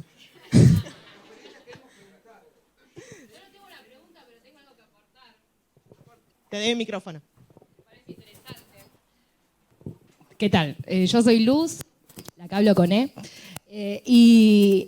Yo tengo el enorme privilegio de trabajar con Carlos desde hace 4 años en la Cámara de Diputados. Y hay algo que siempre le dijeron a Carlos, tratando de insultarlo, yo siempre entendí, que le decían que él ejercía su función de diputado como periodista. Y eso no estaba bien, ¿no? Había ahí un sesgo marcado de que la participación política no era para los periodistas, ¿no? Porque los periodistas cumplían otros roles. Y esto de Carlos, de los más de 1000 proyectos que presentó en estos 4 años, más de 1000, yo creo que no dimensionamos el trabajo que él hizo. Y el trabajo que él hizo fue periodístico, yo creo, sobre todo, ¿no? Con este gran compromiso de informar, de nombrar con nombre y apellido a todos los narcotraficantes de nuestra provincia en la Cámara de Diputados. Tiene un valor tu trabajo. Y tu trabajo tiene un valor y el valor es tu trabajo. Y me parece que en este ámbito donde hay todos compañeros y compañeras que están pensando cómo van a ejercer su profesión, que claramente es de servicio, como la política también claramente es una profesión de servicio, es interesante que seamos periodistas que ejerzamos la política y seamos políticos y políticas que ejerzamos el periodismo, y cambiándolo y trocándolo de la misma manera y con el mismo compromiso. Eso quería decir nomás.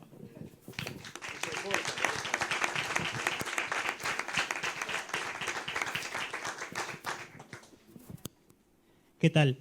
Bueno, primero que nada agradecerles a Nacho, a Carlos y fundamentalmente a los compañeros y compañeras del Mundo del Revés por habernos organizado este encuentro que realmente, bueno, no sé, a mi parecer no solamente es exquisito intelectual y profesionalmente, sino también emocionalmente, porque Nacho habla con una pasión que realmente te destruye. Y Carlos con una firmeza a lo cual ya estamos acostumbrados, pero nunca deja de impactarte cual cachetazo. A lo que vamos.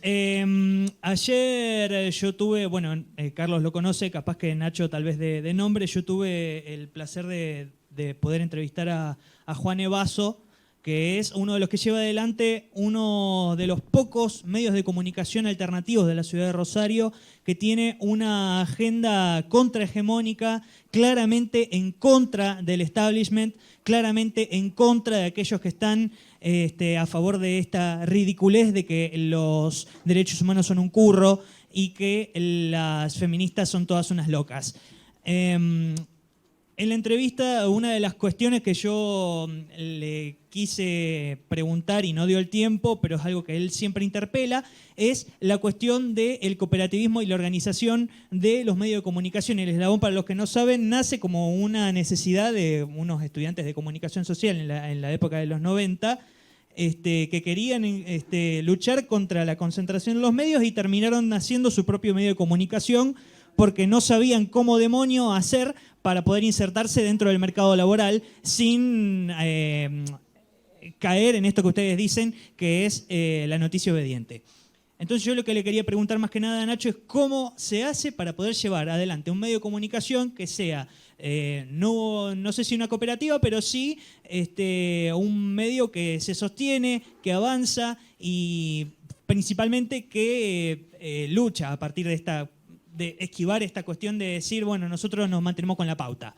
Me gustaría un poco esa opinión, porque fundamentalmente es la primera barrera contra la que nos encontramos los estudiantes y los que nos queremos insertar en el mercado laboral. Nos tenemos que hacerlos sumisos contra un montón de, perdónenme la expresión, hijos de yuta, que lo primero que hacen es decirnos, bueno, ¿por cuánto te dejas explotar? ¿Por 50 pesos la hora? Me gustaría más o menos conocer su opinión o un faro. Primero que bueno que la preocupación sea esa o que el foco esté puesto ahí, porque lo que hay que decir es que eso sigue siendo muy difícil y por eso tenemos que luchar por una nueva ley de medios que no nos obligue a estar organizados en 114 asambleas para poder hacer un proyecto comunicacional independiente, para poder hablar con nuestro propio idioma, porque Kiki no solo dio vuelta a la fórmula, nos puso a discutir un montón de cosas. Desde el diseño de la revista, que no tiene título en la tapa, no sé cuántas revistas hay que no tengan título en la tapa, pero a nosotros nos hacía mucho ruido el lugar que ocupaban los fotógrafos y las fotógrafas en las redacciones tradicionales. Nos parecía increíble que se privaran de todo el potencial intelectual que esas compañeras y esos compañeros tienen, porque no formaban parte, a lo sumo, el jefe de fotografía de una reunión de pauta, pero el fotógrafo llegaba a la redacción y le decían a qué nota tenía que acompañar al redactor. Nosotros decíamos que no solamente tenían para aportar de su impronta creativa, sino tenían de su manera de comunicar, que la foto tenía que comunicar igual que comunicaba un texto. Y Kiki empezó a hacer preguntas raras. Si dibujamos una pauta en el pizarrón y un bosquejo de lo que era el título. Y dice, ¿por qué el título arriba? Y porque todo en la revista del mundo, boludo, tiene el título arriba. Pero nosotros nos decimos que lo importante viene de abajo, que nosotros salimos de abajo. Bueno, entonces los títulos de nosotros iban abajo. Después fundó una sección que eran las notas locas de Kiki, que él adaptaba al diseño al contenido. Entonces hacía una nota sobre el hacinamiento. En la casa al lado de mi casa habían 19 personas, pues son 3 generaciones, familia boliviana, y no pudieron reubicarse. Núcleo habitacional transitorio, Zabaleta tenía 50 años. Hizo una nota sobre el hacinamiento y la nota no tenía espacio entre las palabras. Después hizo un homenaje a un boxeador que en un fallo localista había ganado la pelea y le dio el título al otro. Él hizo la nota sin título, dejó el espacio de título porque le dio el título al otro. Imagínate en un medio hegemónico, bajo esas condiciones, planteando ese tipo de... Bueno, entonces no hubiera sido libre, hubiera sido una farsa. Hasta ahí llegábamos. Kiki lo materializó. Puso todo eso en crisis, en discusión con otros compañeros, compañeras. Muchos de los chicos y chicas hacían sus aportes en esa línea también. Y nosotros pudimos hacer un medio donde el idioma lo definimos nosotros. Y nosotras, nosotres. La verdad es que vos podés hablar a veces de la Revolución Francesa en el mismo tono solemne y monocorde que habla de la pobreza cuando la tenés a la misma distancia, básicamente. Cuando vos estás escribiendo y al lado te empiezan a caer la gota de agua porque al techo de chapa no le pudiste poner ni cerecita y del piso te empieza a salir agua con mierda porque las cloacas la tenés tapada hace 40 años en ese inodoro gigante, es muy difícil sentirte algo que no sea un sorete. Entonces lo que está mal es que no grites, lo que está mal es que no insultes, lo que está mal es que encima te vengan a decir cuáles son las palabras que tenés que usar para enojarte y que se note. Entonces poder hacer eso a nosotros nos obligaba a pensar una manera de ordenarnos. Y lo primero que tenemos que decir es que es una de las millones que debe haber, que no nos parece ni la mejor ni la llave maestra y que de ninguna manera la vocación de la garganta es colonizar otros espacios. La garganta en Los Pumitas, la garganta en La Cariñosa no son franquicias de la garganta en Buenos Aires, no son subsedes, no son redacciones o asambleas que se hacen eco de lo que otros digitamos desde otro lugar. Es la materialización de una lucha que empezó en Rosario mucho antes de que La Poderosa existiera como organización, con Carlitos y con todos los que venían atrás abriendo ese camino y con los vecinos del barrio que venían pidiendo pista y cuando todo eso confluyó poder entrar. Ahora nosotros pudimos entrar porque teníamos un nivel de organización grande. Es una experiencia, pero no nos gustaría que esa fuera la base sobre la cual pudieras hacer un medio independiente. Entonces te cuento la nuestra, pero te aclaro de antemano que es injusto, que nosotros podíamos decir no vamos a alquilar ni una sola letra de la revista, ni un solo zócalo de publicidad. En todos los números de La Garganta no hay un solo zócalo de publicidad. Porque desnaturalizando la práctica de la comunicación de mercado, también los pibes decían, bueno, pero si nosotros decimos comprar hemorroidal, si tenés hemorroides y no somos médicos y la gente sabe que le estamos diciendo algo que no sabemos, ¿por qué van a pensar que vamos a actuar distinto cuando opinemos sobre una política pública? Entonces, si vos lo desnaturalizás de ahí, está muy bien. Ahora después te encontrás con tu dilema. Y por suerte que muchos medios con pauta se financiaron para que nosotros pudiéramos aprender. Mu, Crisis, Barcelona, Sudestada, THC, un montón de revistas que nosotros celebramos y que marcaron nuestro camino también. Entonces, esa fue una alternativa para unos. Para nosotros hubo otra, que fue organizadas muchas asambleas, entender que ya no podíamos esperar las migajas que nos dieran lo mismo que nos venían demonizando. Que no podíamos decir, bueno, no puteemos tan fuerte a Clarín y a La Nación porque si no van a sacar el cuadradito de la página 48 que dice que no somos los demonios que dicen la tapa y las 47 páginas anteriores. Vamos a hacerlo nosotros, joya. ¿Y cómo lo vamos a pagar? Bueno, tenés dos formas. Transformar todo el laburo de base, la historia de tu barrio, la dignidad y tu idioma en una gran marquesina publicitaria de una multinacional que está dispuesta a que sea su marquesina publicitaria, o subyugarte, debatir, partirte la cabeza y entrar en una terminal partidaria que pueda tener un sustento financiero distinto. Ahora, para la opinión pública de esos con los que no hablamos todos los días, si queremos llegar... si vos cerraste con un partido, entonces ya no sos una fuente confiable, sos la oficina de prensa de una expresión partidaria. Y si vos cerraste con una empresa, entonces vos ahora te vendiste al capitalismo y no sos lo que era. Bueno, entonces, ¿cómo puedo hacer? Y bueno, hace bingos, torneo de truco, pollada, que comemos todo pollo, un roperito. Y nosotros decimos, también, pero, a ver, si yo hago un bingo en mi casa, tira 6 casas 85 bis, del núcleo habitacional transitorio Zabaleta, que en el GPS de los taxis es un cuadrado rojo, en la guía T es un cuadrado gris, y en el mapa interactivo del gobierno de la ciudad que lo creó es un cuadrado blanco. ¿Quién te cree que viene? Viene mi vecino de la manzana 4, de la manzana 2, de la manzana 6, mi barrio no tiene un problema de distribución de la riqueza, tiene un problema de que no entra la riqueza. Entonces, ¿cómo hace para que entre algo? Esto lo cuento con los números precisos, porque entiendo que puede ser nuestro aporte a esa pregunta que estás haciendo. Acomódenlo al escenario 2010. Octubre, noviembre y diciembre de 2010 decidimos que cada una de nuestras asambleas iba a elegir a sus comunicadores por aptitud, por actitud, por compromiso, por vocación, por lo que fuera, el consenso de las asambleas, como se decide todo, y cuántos cada asamblea iba a tener. Entonces Zabaleta tenía 2 fotógrafos y 2 redactores que habían sido por el consenso de la asamblea del barrio. Octubre, noviembre y diciembre les vamos a pagar una beca, porque decíamos, che, ¿por qué no hubo antes comunicadores del barrio? ¿Alguien lee el diario acá? En toda la villa nadie leía el diario. ¿Y por qué nadie lee el diario? Porque sale caro. Y pero si habilitamos la redacción como Sidro para hablar con tus familiares, están en el interior o en otro país los fines de semana, y nadie viene a ver el diario. Porque habla otro idioma, porque tiene más información sobre cómo acceder a un plan para sacar un auto que un subsidio que te corresponde por la situación de vulnerabilidad en la que está. Empezamos a preguntar en las puertas de nuestro vecino qué tenía que ser ese medio, empezamos a construir ese medio y la asamblea juntó octubre, noviembre y diciembre de 2010 2.000 pesos con la estrategia pulcra que el sentido común de la clase media quería. Feria, bingo, pollada, roperito, lo que tenemos adentro, lo juntamos todo y entendemos que tan prioritaria como la cloaca a la que se nos fue siempre la plata o a la cerecita del techo es que este barrio tenga comunicadores porque si no nuestro techo no va a tener cerecita nunca en la vida. Entonces, proyecto a mediano plazo, prioridad de una asamblea con hambre, sin gas, sin tendido eléctrico, sin puerta, sin ventana. Un barrio donde cada vez que llueve hay vecinas de 60, 70 años que lloran toda la vida. Porque le sale la mierda de abajo y porque a la indignidad, por suerte, no te acostumbras nunca. Se cura cuando viene un vecino que ese día no se inundó y te saca la mierda de tu casa. Te da una mano. Eso reivindicamos cuando reivindicamos la cultura villera, no la precariedad, no los barrios sin ambulancia. 2.000 pesos le salía a Zabaleta para darle 500 pesos para que cada comunicador no quedara preso de la precarización laboral en la construcción y pudiera dedicarse a eso. O para que la compañera no quedara presa de tarea doméstica o de los oficios que estaban preestablecidos para quien nacía en nuestro barrio. Periodistas querían ser nuestras compañeras. Y el sueldo se lo pagan los vecinos, 500 pesos, octubre, noviembre y diciembre. Cuando llegamos a diciembre había que hacer una vaquita entre todas las asambleas y entre todos juntamos 6.000 pesos. Con 6.000 pesos podíamos pagar 3.000 revistas en la imprenta, nos salía 2 pesos cada ejemplar. De los 3.000 ejemplares, 1.000 lo distribuimos gratis entre los vecinos que lo hicimos. Hicimos una fiesta de lanzamiento en Zabaleta. Escribió Galeano, vino Víctor Hugo. O sea, empezaron un montón de esos que están en el medio de los que manejan los medios, los que los consumen para abonar a la visibilidad.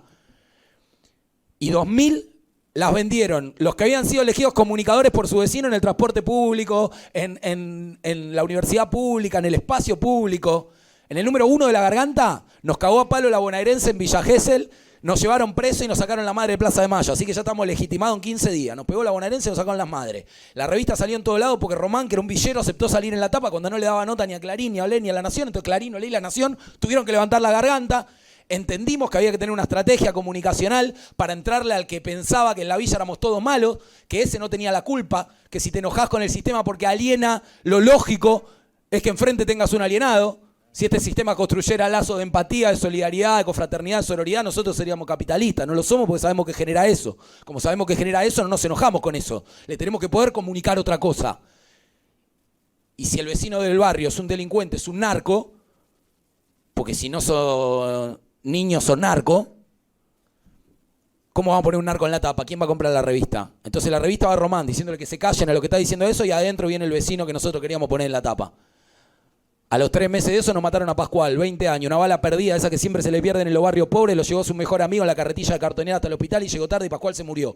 Teníamos que discutir una revista sin pauta, 100% independiente, si a la tapa iba René de Calle 13, que lo había metido aquí, que adentro del camarín, había echado a todos los periodistas, los hizo entrar después y dijo, todos ustedes tienen que ser como él.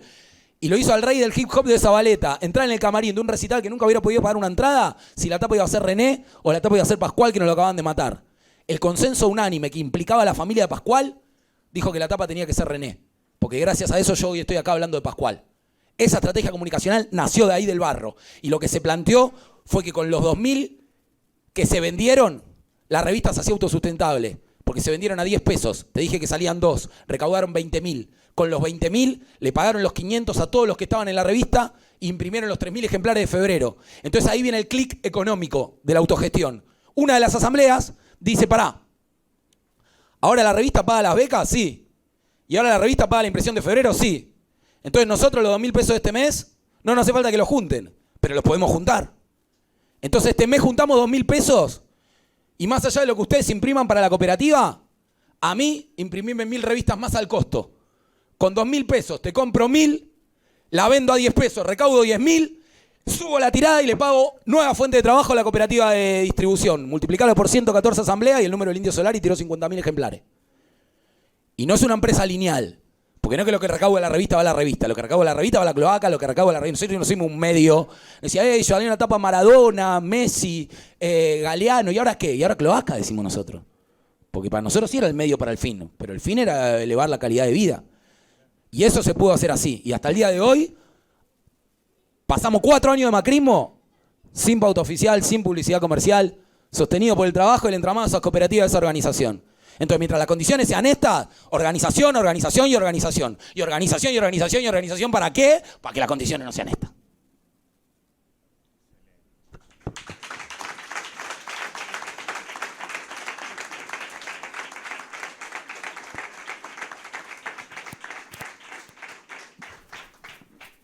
Ahí vamos. Nosotros los antiguos, los más antiguos, a la experiencia de La Poderosa le podríamos tener un antecedente extraordinario. La revista Humor. La revista Humor le hizo una resistencia extraordinaria a la dictadura y se financiaba con la venta de ejemplares. No tenía pauta y fue una extraordinaria experiencia de resistencia. Algo muy parecido a lo que termina contando Nacho. Esas experiencias históricas hay que tener memoria, hay que tener registro. Si no se hace la memoria de estas experiencias en la Facultad de Periodismo, en el Instituto, lo tienen que hacer las organizaciones sociales, lo tienen que hacer las organizaciones políticas. No se puede perder la experiencia de La Poderosa. No se puede tampoco pensar como aislada de lo que fue la experiencia de Humor. Son todas experiencias del pueblo. Rodolfo Walsh decía algo fantástico. Las clases dominantes son las que tienen memoria, porque ellas no olvidan. Nosotros siempre tenemos que volver a empezar otra vez. Y eso está mal, eso está mal. Hay que aprender, hay que formarse, hay que encontrar los nexos, porque es la única manera de que no se pierdan las experiencias populares. Esta es una experiencia muy valiosa, hay que cuidarla, hay que mimarla, pero también hay que enseñarla. hay que enseñarla, hay que decirla. Me parece que es interesante. Perdón, compañero, pero quería agregar eso. Contexto histórico, porque las experiencias se acumulan. Hay que saber esa experiencia. Si no lo sabemos, el enemigo nos gana. Hola, yo soy César, vivo en Pérez, pero yo no voy a hacer una pregunta. Yo juego al fútbol y tengo un compañero en el club que yo juego que es de Villa Banana y me dijo una vez, ¿cómo hace para trabajar, jugar al fútbol y estudiar? Y le digo, nada, estudiando, me gradué de todo, pero ¿vos qué querés hacer? Le pregunté una vez y me dice, yo quiero ser fotógrafo, pero yo vivo en una villa y le digo, nada, yo también nací en una villa, después me fui a Villa Pérez por cuestión del laburo de mi viejo y pude salir, no vivo y me dice, pero tu viejo es municipal, viví en el centro. Y le digo, nada, ojalá. Y me dice, y ahora el loco terminó en la secundaria y la otra vez me envió un mensaje que se anotó para el año que viene. Está copado. Y yo fui una vez a la casa y es una casa muy precaria. Y noté, me hizo acordar la infancia que yo tenía. Yo viví hasta los 6 años en la Siberia. Y tenía, no sé si se acuerdan, de vecino a Pelo Duro. Sí, claro. Tuve la suerte de que me conocí y nunca nos hizo nada. Eso. Muy bien.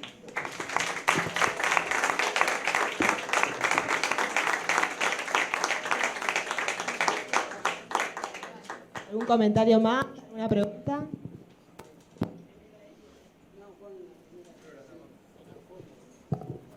Podés hablar vos también primero. Bueno, primero perdón por la voz. Estuvimos festejando mucho el domingo. Mi nombre es Eliana Trevisono. Yo nací en Rosario, en Casiano Casas. Viví en Empalme, ahí donde está la Villa de los Pumitas. Desarrollé mi vida a partir de los 14 años en Granadero Baigorria, un lugar muy conservador, por decirlo de alguna manera, como los pueblos chicos sigue manteniendo esa idiosincrasia. Tenemos mucho trabajo territorial desde la Fuerza de Baigorria y las EBAS, que somos organizaciones sociales y políticas locales, pero lo que nos cuesta mucho dentro del territorio es que más allá de que querramos comunicar un montón de cosas, nos encontramos con el gran problema de que muchas compañeras y compañeros todavía no saben leer ni escribir. Y nosotros y nosotras tenemos la responsabilidad de también formar a estos ciudadanos que por un montón de motivos no han podido acceder a la escuela, principalmente la negligencia del Estado, la desigualdad y todo lo que ya conocemos. Mi pregunta es, más allá de que en asamblea se decidan cuáles van a ser los comunicadores, ¿hay alguna estrategia que tenga la poderosa o la organización para poder dar herramientas básicas? Nosotros hemos tratado de viabilizar a través de videos o audios de WhatsApp. Eso es algo que aprendimos también con el paso del ejercicio, a no escribir en los grupos, sino mandar audios para poder agilizar la comunicación e incluir a todos y a todas.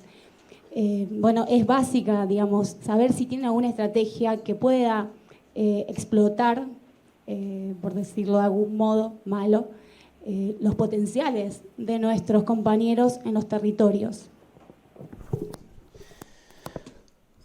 Está buena la pregunta para subrayar que ahí están los potenciales del territorio.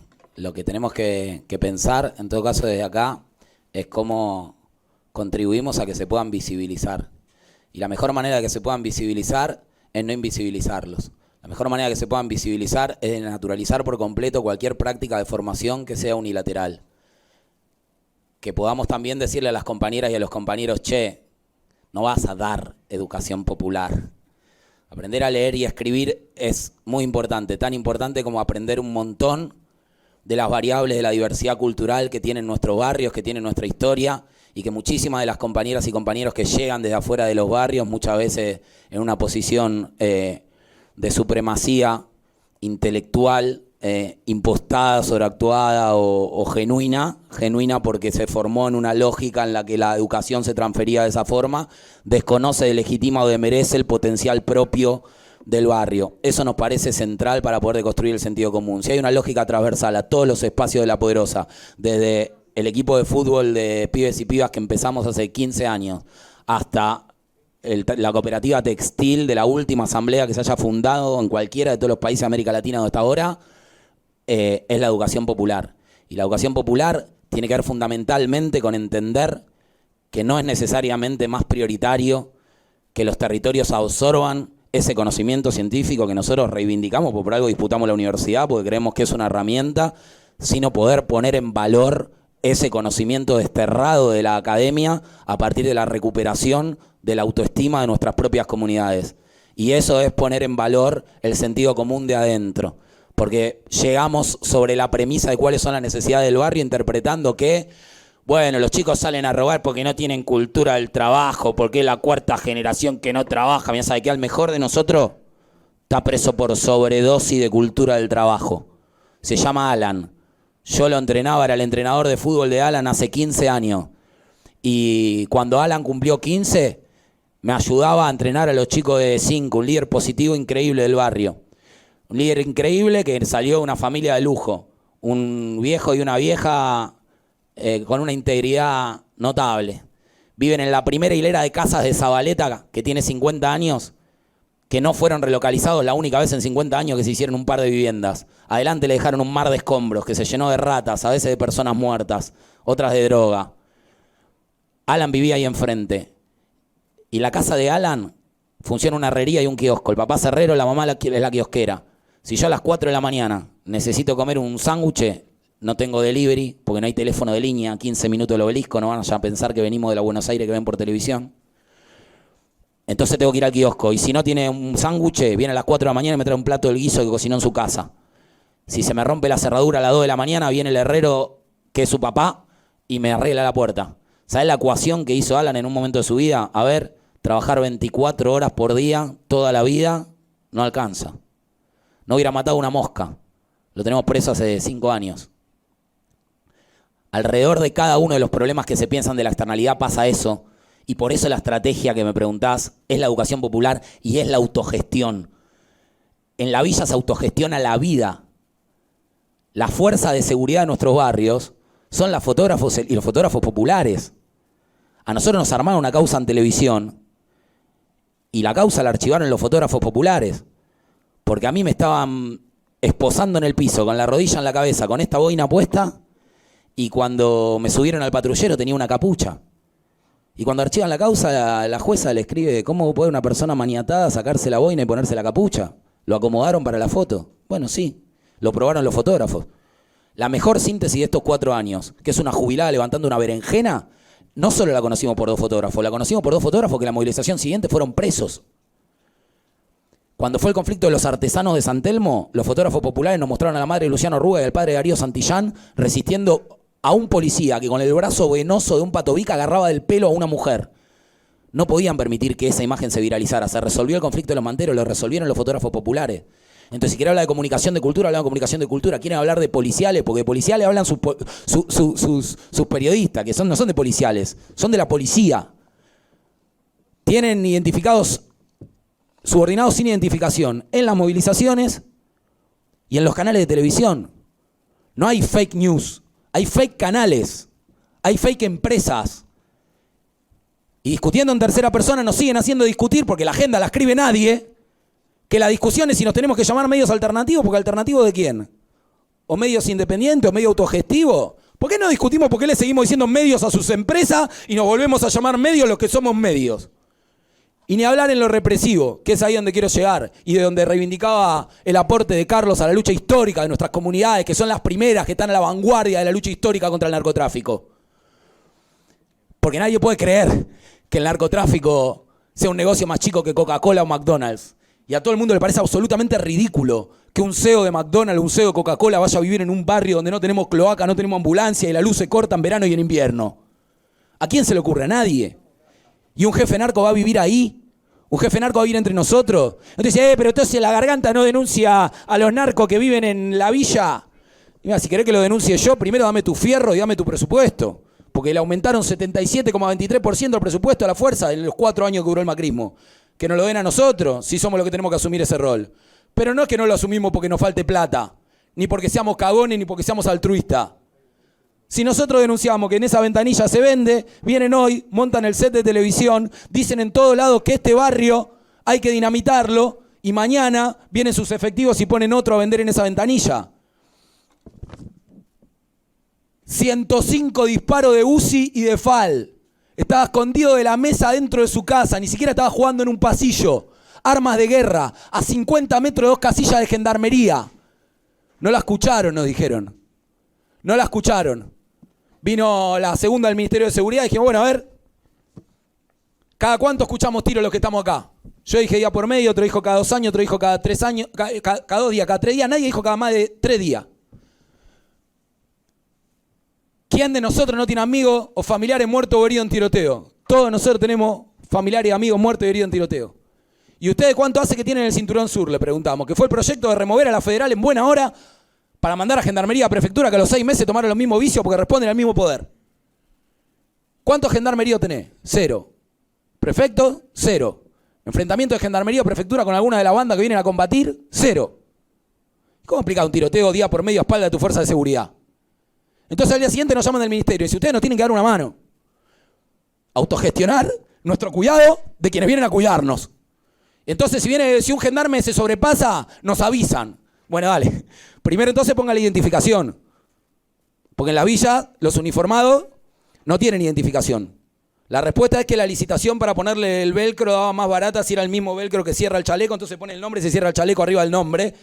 Y no lo podemos denunciar, los que tenemos una revista, los que vamos a televisión, los que entramos a la universidad. Imagínate un pibe que está consumiendo base en la esquina y vienen y le pegan con un balín y un elástico en la cara o con electricidad antes, durante y después de la discusión de las Taser. ¿Qué margen tengo? Entonces nosotros le dijimos en el Ministerio de Seguridad, bueno, a ver, estaba Garré en ese momento. Si nosotros o nosotras denunciamos las irregularidades de la fuerza, viene caminando el gendarme, bueno, porque a los malos lo depuraste a todos. Viene el gendarme bueno, caminando por el pasillo de mi casa. Llega a la esquina y está la ranchada que está consumiendo pasta base. Como es gendarme bueno, no lo denigra, no lo escupe, no lo humilla, no lo picanea. ¿Qué hace? ¿Cuál es la orden que ustedes le imparten? ¿Qué dice el protocolo de la legalidad? Esto lo preguntamos en la charla que nos invita a la Universidad de Derecho, y acá no me voy a privar tampoco. ¿Qué hace? Viene el gendarme bueno en la villa a cumplir el protocolo legal y se topa con una ranchada de pibes consumiendo pasta base. Ustedes van a evaluar periodísticamente el accionar de ese uniformado, de ese funcionario público. ¿Cuál es su deber? Se me pone la piel de gallina todas las veces que este silencio me devuelve la respuesta en la Facultad de Derecho, en el Ministerio de Seguridad, en un instituto de periodismo, en todos lados. ¿Saben por qué? No hay... Sí.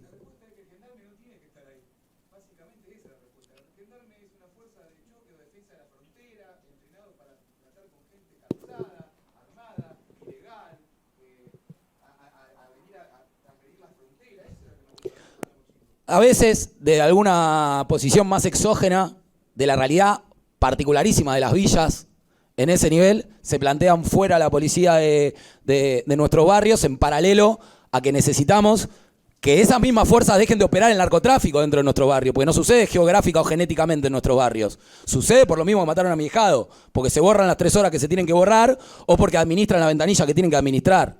Entonces, mientras haya narcotráfico y haya gendarmes, ¿el gendarme viene con qué orden? No hay una orden, porque no hay una espalda institucional del Estado para atender eso. Entonces viene, se tropieza y se quedaron todos callados en el ministerio hasta que uno de los asesores se puso colorado y dijo, bueno, los dispersa. Y se quedó, está bien. Pero entonces ustedes quieren discutir relocalización de la marginalidad, porque esos pibes los moviste ahí y se van a otro barrio. No quieren discutir seguridad. Y nosotros eso no lo aprendimos estudiando en Harvard. Lo aprendimos porque todas mis compañeras y mis compañeros que consumen pasta base para poder rescatarse, tenemos que juntar más plata que la que juntamos para hacer la revista, a ver si en una de esas, en una de las clínicas privadas de los experimentos que con buena fe hacen locura Villero, podemos llegar a rescatar a alguno. Las privadas salen una fortuna, no se puede pagar.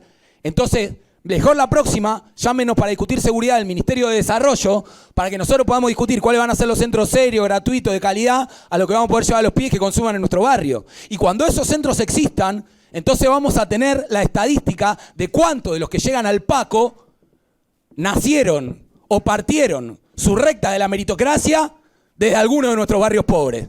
Y así tal vez terminemos discutiendo seguridad en el Ministerio de Economía, que es donde a nosotros nos gustaría.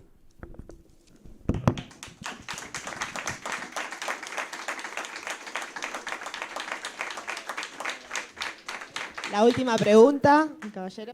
Una simple observación, porque es lo que siempre trato de ver. Nosotros necesitamos producir el conocimiento que se le oculta al pueblo. Por eso es descubrir. Porque hay un conocimiento que está secuestrado de las grandes mayorías. Ese conocimiento que está secuestrado de las grandes mayorías, hay que ir por él. Así como hay que ir por la riqueza, hay que ir por la tierra, hay que ir por la vivienda, hay que ir por ese conocimiento. Yo lo digo siempre en ese sentido. Probablemente me expresé mal. Pero lo que sí digo, porque nos pasa con los trabajadores, cuando va un trabajador a reclamar determinada cantidad, por ejemplo, cuánto se le paga por hora, cuánto se le paga por el salario, o por qué en determinado barrio no se hace una vivienda, generalmente la respuesta del empresario o de un funcionario es: no hay plata, o el presupuesto de acá. Y ahí empieza la primera mentira por ese conocimiento secuestrado. El compañero o la compañera que va a reclamar frente a esa respuesta se queda porque no tiene esa herramienta de ese conocimiento, que es, por ejemplo, conocer el presupuesto. Entonces, conocer el presupuesto es una herramienta que nosotros tenemos, yo siento eso, que tenemos la obligación de dar a conocer. Si vos le decías a la gente en la provincia de Santa Fe, un punto del presupuesto, uno solo, son 2.700 millones de pesos, 2.700 millones de pesos, es distinto saberlo a no saberlo. Porque cuando te dicen a vos, no hay plata para la gasa, no hay plata para la aguja o el remedio en el hospital, es mentira. Es mentira. Entonces yo en ese sentido digo que hay que producir conocimiento, porque hay un conocimiento concentrado que no se quiere difundir. ¿Por qué? Porque te permite otra cuestión. Y coincido plenamente con lo que vos decís, pero sí creo que hay un conocimiento secuestrado, es un conocimiento que tienen algunos, y que eso, como todas otras cuestiones de concentración de riqueza, eso hay que ir por buscarlo y distribuirlo de otra manera. Esa es mi idea. Pero acepto totalmente lo que decís. Y completando eso, en relación a todo lo que conté recién de cómo funciona el aparato represivo, en ese conocimiento que albergaba el pueblo de las experiencias que había tenido con todas las expresiones policiales que habitaron Zabaleta en 50 años, nació el dispositivo de control popular a la fuerza de seguridad, que nos arroja hoy la única estadística que existe de la violación a los derechos humanos en los barrios que no terminan en muerte. Porque por suerte tenemos el informe de la Correpi respecto de los asesinatos a mano de la fuerza de seguridad. Pero los que no terminan en muerte terminaron haciendo que compañeras que nunca en la vida se habían subido a un avión ni habían salido de la capital federal terminaban en el Parlamento Europeo disertando sobre los derechos humanos, o de frente a la ONU, que ahora sí, como acompaña la búsqueda de los nietos de abuela, las investigaciones de lesa humanidad del CELS, va a acompañar el dispositivo de control popular de la fuerza de seguridad de manera autárquica al Ejecutivo. Y esa solución no es una solución al problema de la villa, es una solución al conjunto de la sociedad, que tal vez ni siquiera repara en que cuando vos tenés un crimen en la villa y vas al informe policial y el informe judicial, es el mismo texto refrito en otro lenguaje, pero la única campana que tiene un fiscal, aún siendo valiente y audaz, para investigar, es la campana policial. Entonces nosotros necesitamos constituir una entidad autárquica que no dependa del Ejecutivo, que no tenga el mismo patrón que tienen las fuerzas de seguridad, no solamente para que las denuncias del barrio lleguen a la Procuración contra la Violencia Institucional, a los organismos de derechos humanos, en vez de ir al destacamento policial que administra el delito, sino también para que los fiscales de la justicia puedan acceder al barrio sin venir de la manito de un barrio, porque si quiere investigar a la gendarmería o a la prefectura, lo tiene que acompañar un gendarme, lo tiene que acompañar un prefecto. Entonces esa no es una solución solamente para el barrio, y sí, para nuestro barrio es la solución, porque para terminar con algo que no sea desmoralizador, yo le dije cuando lo mataron a mi hija el 7 de septiembre de 2013, escuchaba tiroteo día por medio. Y hoy mi hija tiene 4 años y mi hija nunca escuchó un tiro en el barrio, y esa seguridad no se la dio el Estado, esa seguridad se la dieron mi vecina y mi vecino. Muy bueno.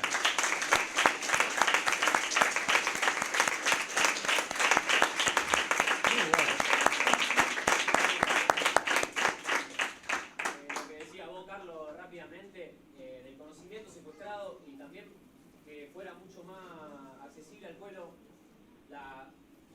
poder ver lo que pasa en las sesiones de diputados, en el consejo, porque a veces cuando nosotros lo miramos vemos que tiene menos de 100 reproducciones, y si si de verdad miráramos lo que se disputa ahí adentro, veríamos de verdad a quién no hay que votar nunca más en la historia. Totalmente. Porque esas cosas que no miramos. Claro. En la Cámara de Diputados, senador, en el Consejo Municipal de Rosario, que es increíble las cosas que pasan ahí adentro, y que estaría bueno que sea mucho más visible. Sí, sí.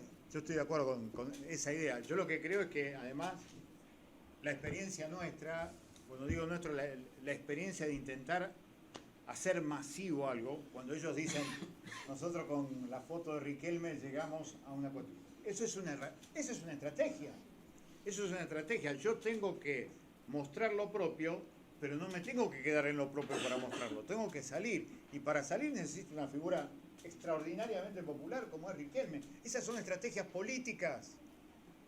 Masificar lo propio, porque estamos convencidos que sirve. Sirve todo esto. Ayer, por ejemplo, el ministro de Seguridad que tenemos en la provincia sale a decir que tenemos la mejor policía de la provincia, la mejor policía de la Argentina. Claro, pero lo que fue impresionante, y ahí está lo del conocimiento, el fiscal de la provincia hace un informe hace poquito y dice, en 4 años la policía de la provincia de Santa Fe tiene 77 homicidas, 77 policías metidos presos por matar porque sí. Y eso no se socializa, ¿me entendés? Y la mejor manera de responder eso es con una información, porque ese conocimiento está, pero lo tienen ellos, y te lo dicen en un lugar de mesa chica. Entonces lo que hay que hacer, claramente, hay que romper las mesas chicas. Y la única manera de romper las mesas chicas, para mí, tiene que ver con el valor político de la comunicación, contar lo que pasa ahí, informar sobre eso. Y eso es robarle conocimiento al que lo tiene para difundirlo. Ese es el sentido. Claramente las experiencias populares tienen que ver con la resistencia, la autogestión, pero la podemos mejorar, podemos hacer masivo lo que está pasando. Yo creo que tenemos la obligación de ser masivos. Este testimonio que da Nacho, que su hija hace mucho que no escucha un tiro, es maravilloso. Me gustaría repetirlo en los barrios de Rosario, me gustaría repetirlo en los barrios de Santa Fe. Ahora, para eso hay que socializar y hay que hacer masiva esa experiencia. Y ese es el dilema. Es el dilema que teníamos en el 87-88 cuando efectivamente hablábamos de las FM alternativas, ¿te acordás? Las FM pirata, la FM alternativa. ¿Qué decíamos? ¿Estábamos contentos? Decíamos un discurso contrahegemónico, distinto. No le llegábamos ni a mi mamá. Entonces era un problema muy serio eso. Entonces digo, es para mí, es la esencia del problema político, por otra parte. Que hay que darle vuelta, pero claramente sirve el debate. Y nutrirnos de estas experiencias porque decimos, che, tenemos una ganadora, la poderosa. Entonces la mostrá, esta es la nuestra, esta es la ganadora. Bueno, hay que reproducirlo.